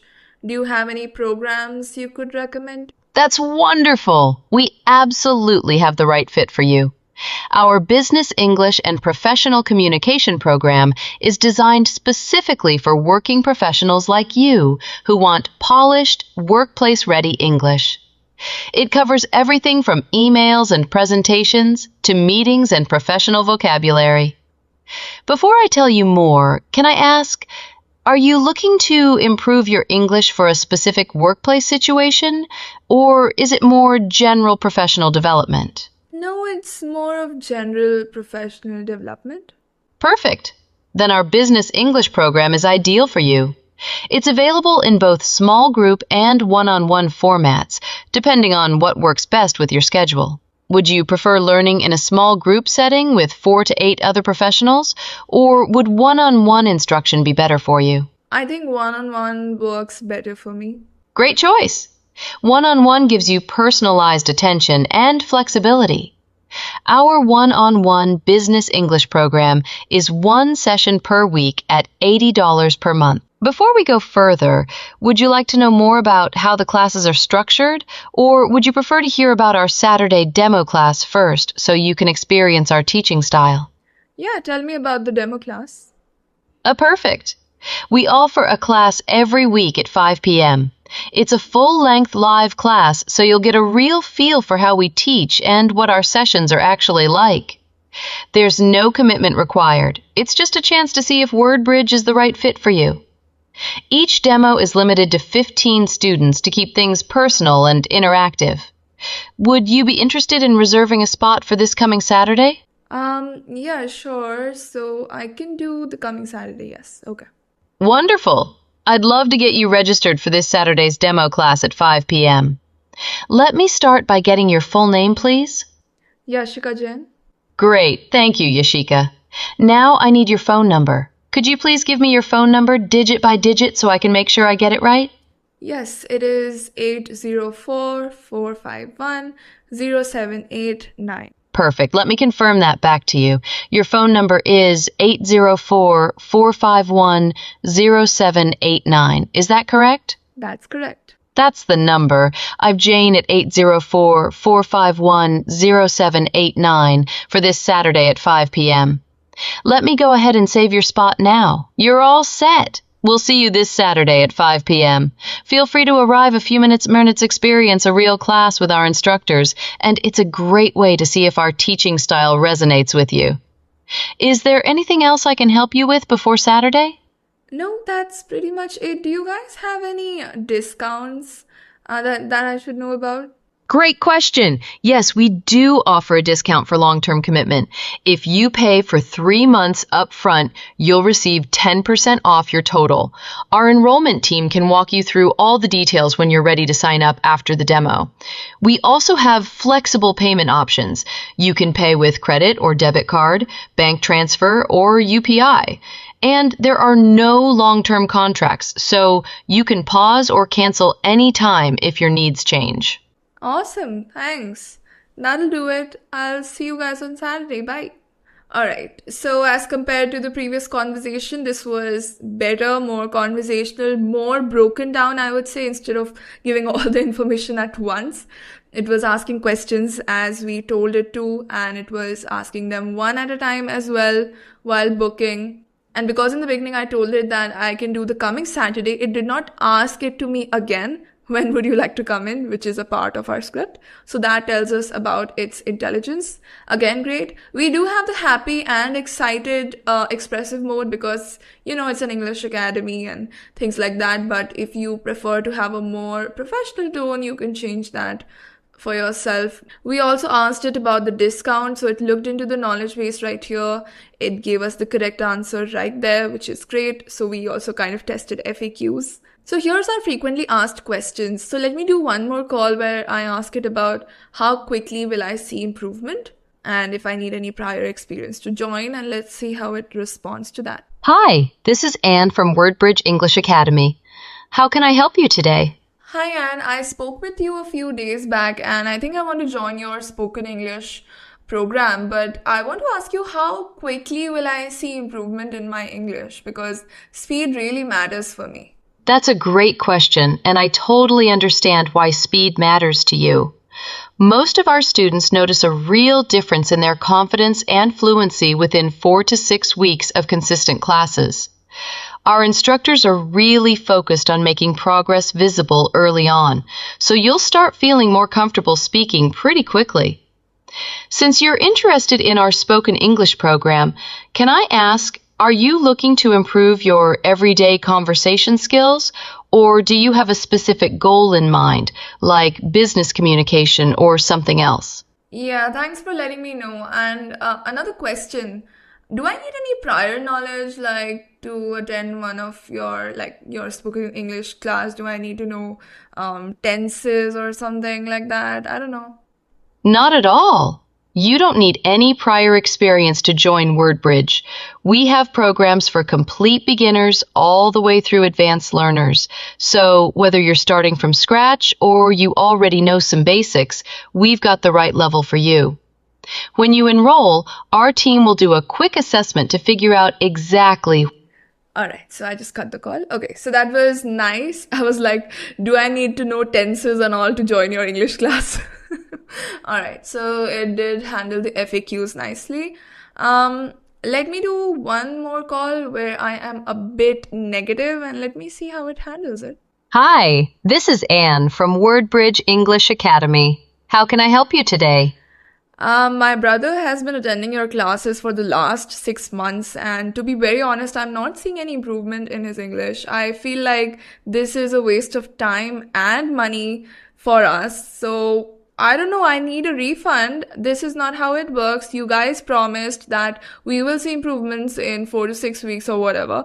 But here he is. He cannot even speak one paragraph in one go.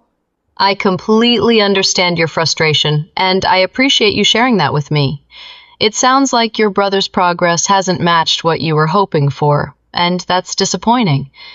I want to make sure this gets the right attention. Questions about refunds and concerns about progress really need to go to our enrollment team, who can review your brother's specific situation, look at his learning journey, and discuss what options might be available to you.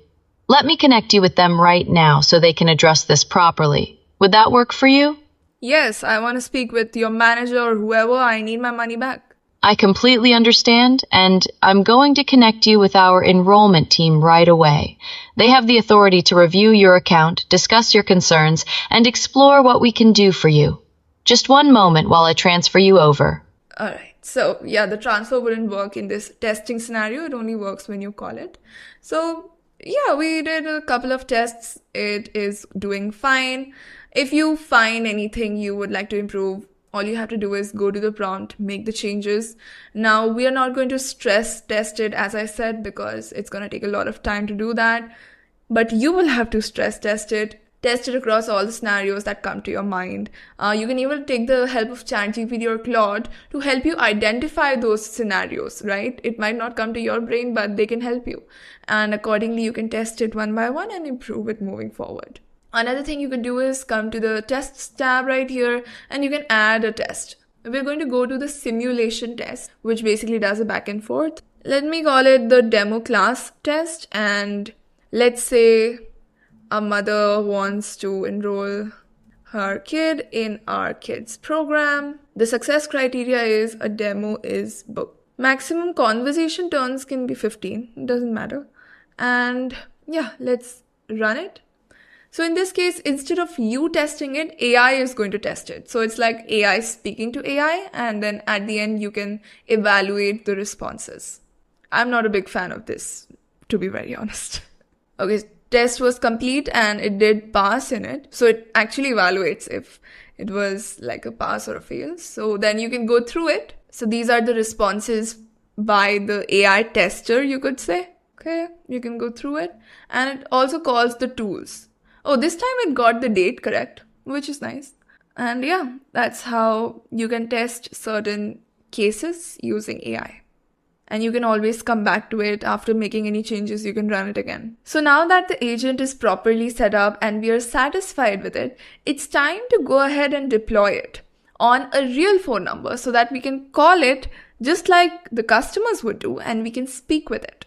So let's go ahead and see how we can connect our voice agent to an actual real phone number. So I'm going to head over to the phone numbers section right here, and we are going to click on import number, which gives us two options.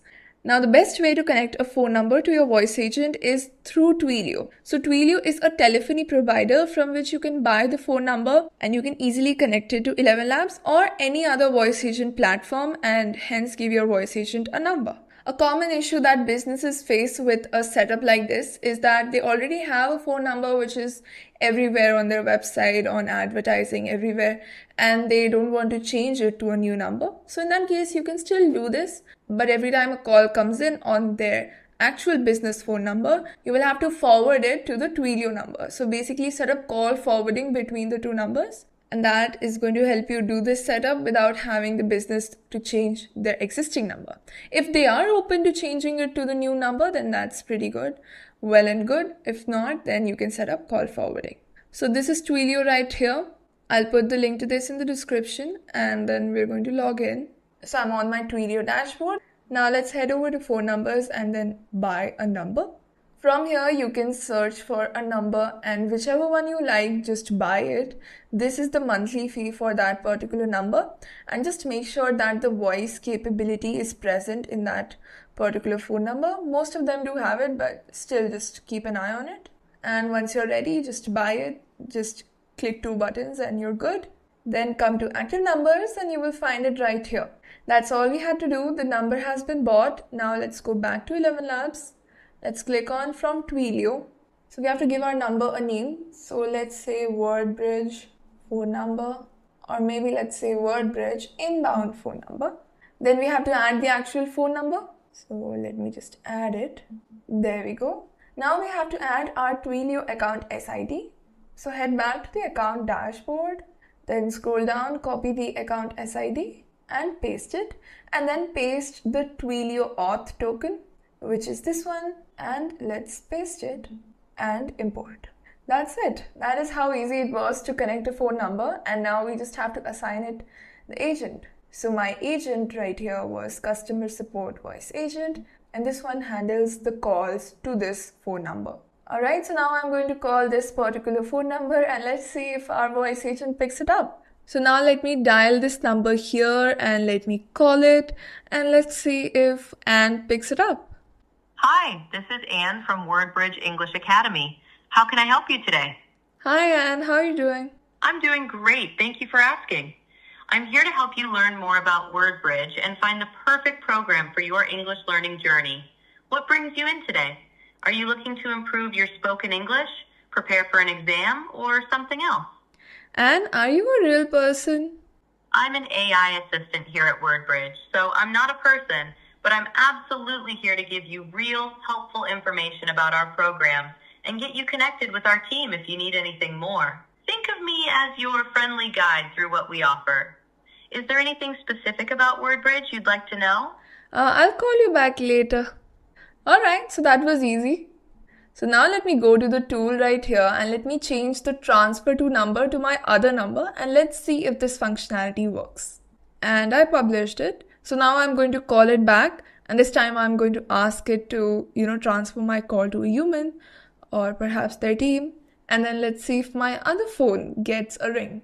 Hi, this is Anne from WordBridge English Academy. How can I help you today? Hi Anne, I need to urgently speak to your team. Can you please transfer my call? I'd be happy to help. To make sure I connect you with the right person, could you tell me a bit more about what you need? Are you looking to enroll in a program, or do you have a specific question about our courses? No, I just want to speak to a human. Please transfer. I understand. I'll connect you with our team right away. Got it.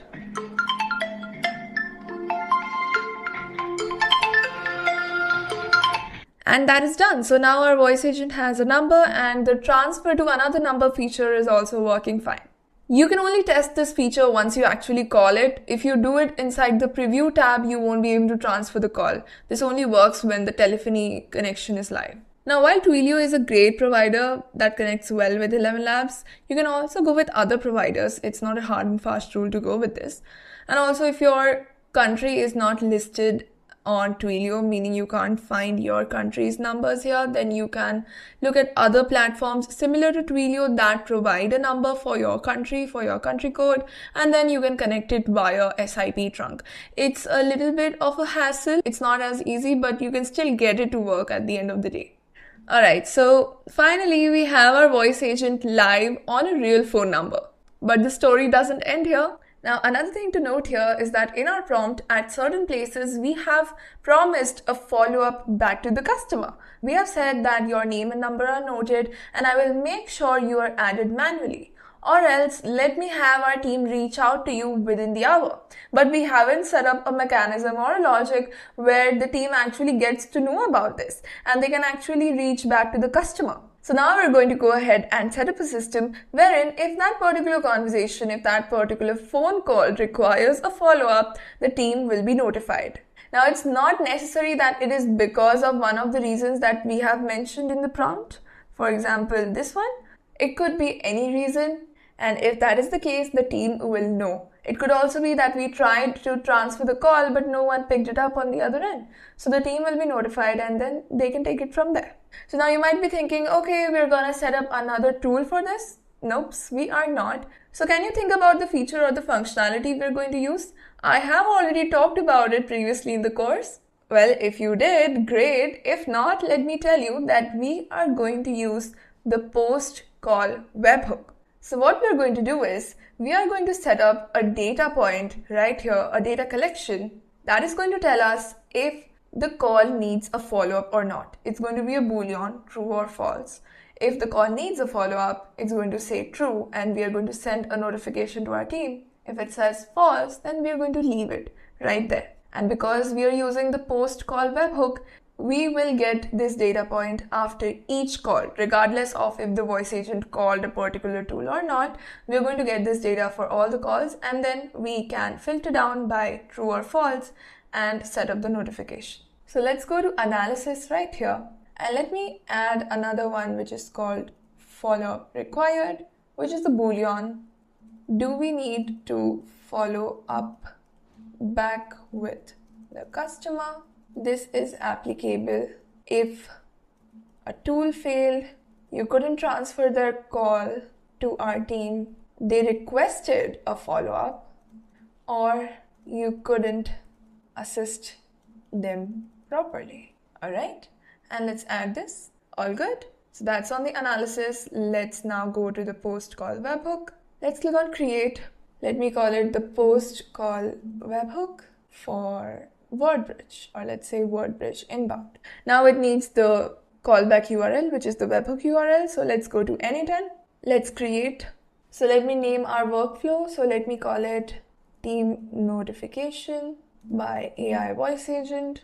Let's add the first step, which is a webhook. In case you're wondering what is a webhook, you can think of it as a URL that acts as a gateway between two platforms, and they can use this URL to send data from one place to the other.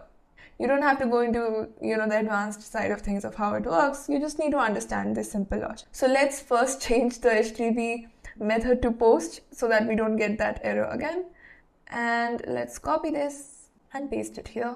Let's create it. Okay, so we can close this. Now here you have to choose which all webhook events you want to receive on this same URL. So we just want the transcript. We do not want the audio or the call initiation failures. So audio is basically going to send you the audio file of that particular call on the webhook that you can then use furthermore in the automation. And this one is going to basically send an event if the telephony call fails to initiate. Now this is more required when you're doing outbound, that the telephony call could not initiate. So we're just going to keep transcript on, and let's publish what we have done so far. So the connection between N10 and ElevenLabs is done via the webhook, but before we move any forward, we would need data here. For example, that follow-up required field, for example, their phone number. Basically, we need fields for each one of them so that we can go ahead and build the rest of the automation. And the only way to get that is by calling it. And then on the call, we are going to request a follow-up so that the follow-up required field becomes true. And then I'll cut the call and we will move forward with the automation. Hi, this is Anne from WordBridge English Academy. How can I help you today? Hi, Anne. Can you please arrange a follow-up from your team? I would like to speak with them. Not right now. I would like to speak with them afterwards. Of course. I'd be happy to help arrange that for you. To make sure our team reaches out at the right time, could you tell me a bit more about what you'd like to discuss with them? That way I can make sure they have all the context they need when they call you back. Yeah, I need to talk about a collaboration. I can't tell you much details here, but can you just ask them to call me back tomorrow? I completely understand. I'd be happy to pass that along. However, I should let you know that I'm specifically here to help with enrollment and questions about our English programs at WordBridge. For collaboration inquiries, you'll definitely want to speak with the right team. Let me get your contact information so I can make sure someone from our business development or management team reaches out to you tomorrow. Could I get your name and phone number, please? Yep, my name is Yashica Jain. My phone number is 950-462-8089. Perfect. Thank you, Yashica. So I've got your name as Yashica Jain, and your phone number is 950-462-8089. Is that correct? Yep, that's correct. Wonderful. I've made a note of your information and your request for a follow-up tomorrow regarding a collaboration opportunity. I'll make sure our team gets this and reaches out to you tomorrow. They'll have your number and will give you a call. Thanks so much for reaching out to WordBridge, and I hope we can explore this opportunity with you. Alright, so that was done, and I just clicked on the orange button so that we can listen for test events, and it's there. And right here for follow-up required, we have got the value as true. If you're not able to find it, just search for it right here and you will find it. This is the name and this is the value, which is true, which is exactly what we wanted moving forward. So now we are going to basically set up a filter, which is going to ensure that only when the follow-up required value is equal to true, it moves forward. If it is false, it drops it right there. Okay, so I searched for true and right there under follow-up required, we have the value true. So I will put this in the value 1 and we have to just select boolean is equal to true. Okay, so this is our filter. If you execute it, it is going to pass, meaning it will go inside kept, meaning this is not discarded. If the value were to be false, it would be discarded. Okay? And now we can set up the notification. So now it's up to you how you want to set up the notification. You can either do an email, you can do a WhatsApp message, you can do a Slack message, Teams message, you can do anything. I'm doing an SMS. Whichever one you prefer, just add a node for the same right here and send a message. You can even do Telegram. So for that, I'm going to again search for Twilio and I'm going to select the action as send an SMS. The from number will be our actual phone number that we just now bought. We're going to use that one to send an SMS. And the to number is going to be the team's number. For now, let me just put anything. Later on, I will replace it with my number. And the message could be anything, whatever you feel like. So let's do follow-up required. Let me click on expression and let me open this up. So I could say something like, customer needs a callback from your end. Here are the details I could gather. So let me put their phone number and the call summary. Okay. And now I'm going to drag and drop the values from here. So let me search for call summary. I think it was call underscore summary. And I'm going to drag and drop the value, which we can see here. And then the phone number, which is the user ID, which is right here. Then we need to set up the credential for Twilio itself. Same process. Go to account dashboard, copy the account SID, this one, and paste the auth token, save it. And now let me execute the step. Okay, that was a success. Now let me see if I got the message. And I did. I don't know if you can see it, but it says follow-up required.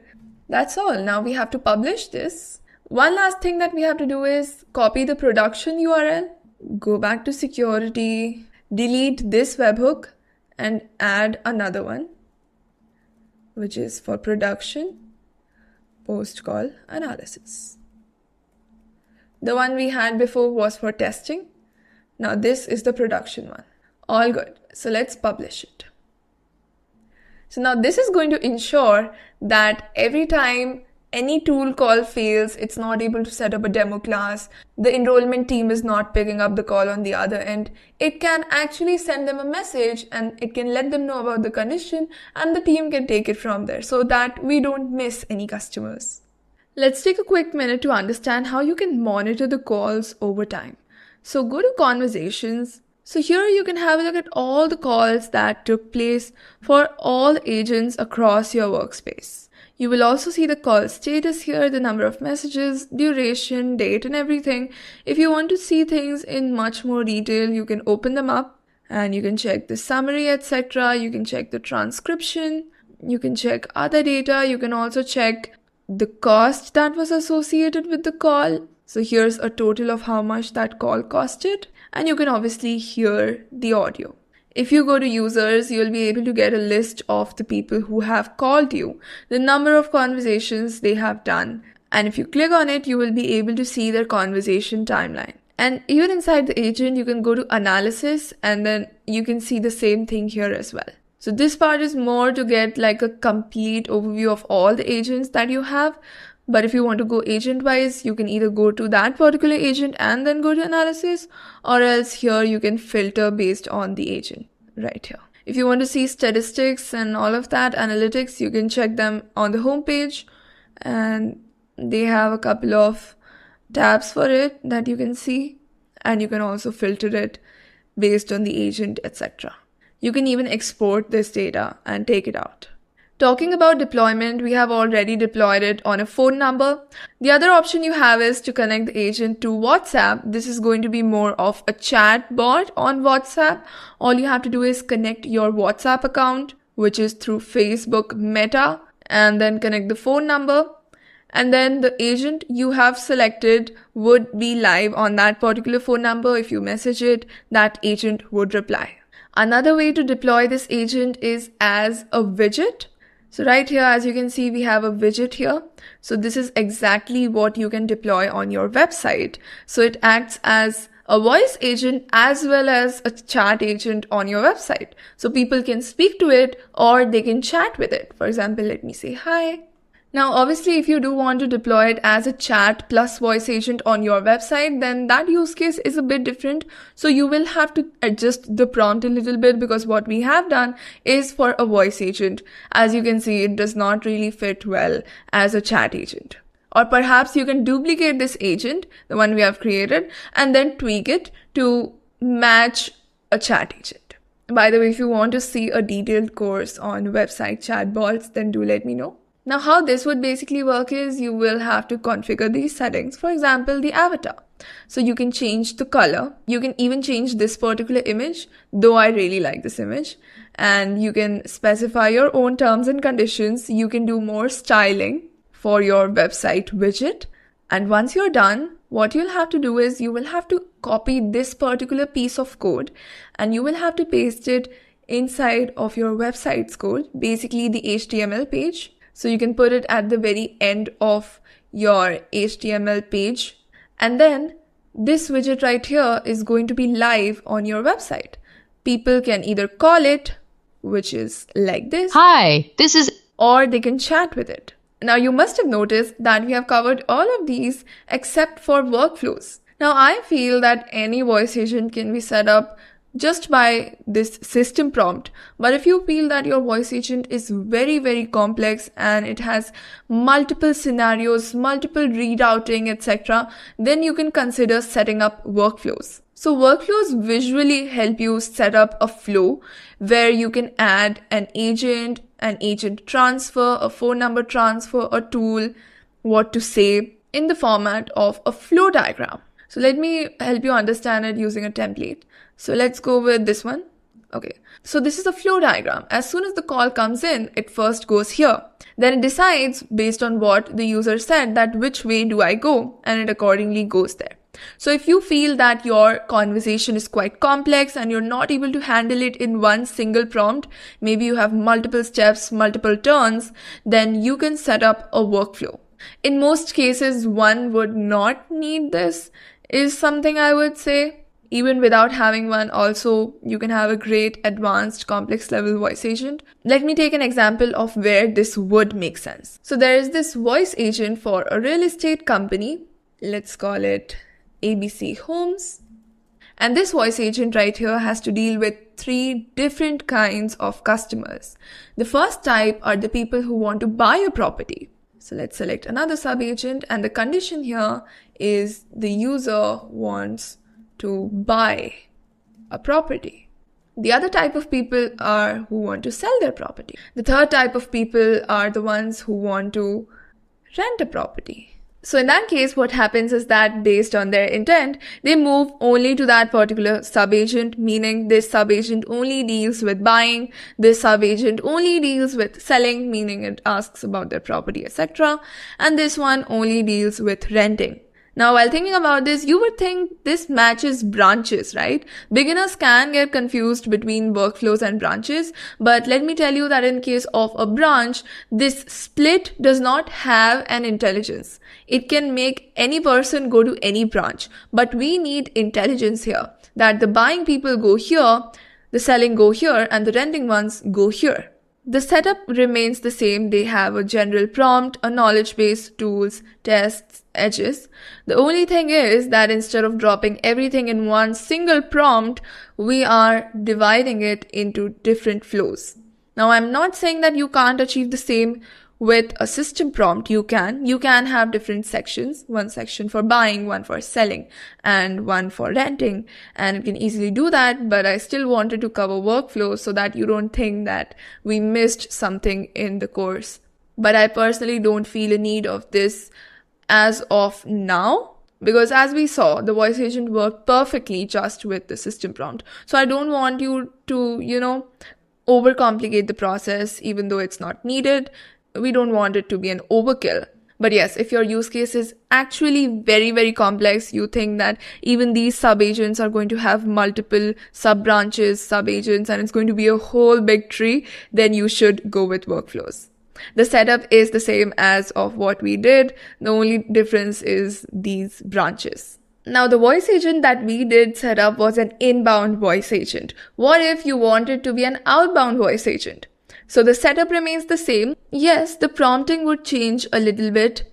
Just the instructions here would change a little bit because this is not an inbound call. This is an outbound call. Apart from that, you don't have to make any such changes to the voice agent. And how you actually set up an outbound campaign is by going to the outbound section right here and then clicking on create a batch call.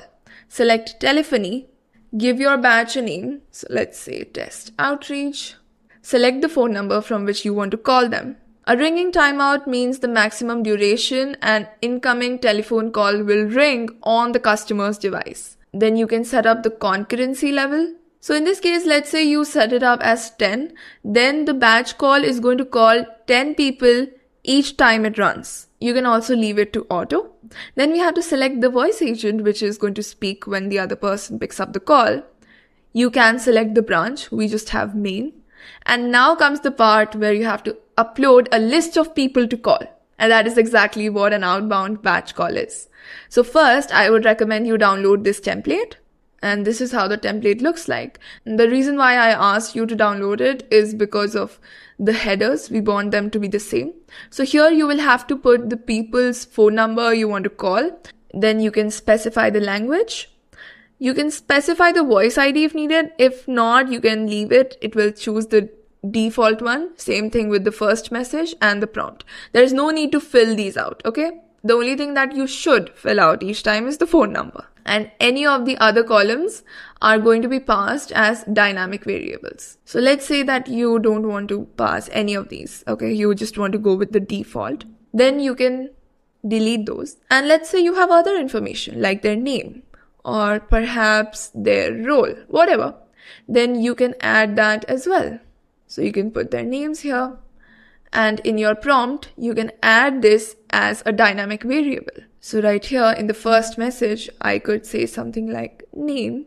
And this name is going to be fetched from this column right here. So it's going to sound like, hi John, this is Anne, so on and so forth. Let me get rid of this here. Now you can have many rows here. You can have multiple columns here. Any column except for the phone number column is going to be treated as a dynamic variable, as I said. Once you're done, just download it as a CSV file and then simply upload it here. If you want, you can also schedule it for later. Maybe you don't want to call them at night, which is at 9:51 p.m. Then you can schedule it for tomorrow morning or evening.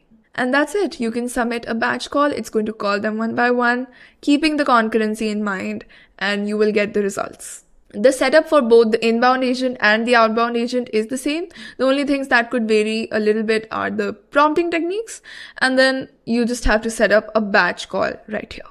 Want to hear a good news? You are now a professional voice agent builder, and you're equipped to build a voice agent for any business out there. I really wish I could give you a certificate for completing this because you have made an achievement. And I really hope you're going to use these skills, you're going to practice them more, and you're going to build some amazing voice agents. If anyone watching this video would want our agency to build a voice agent for them or their client, you can check out the link to our website in the description and book a discovery call with us.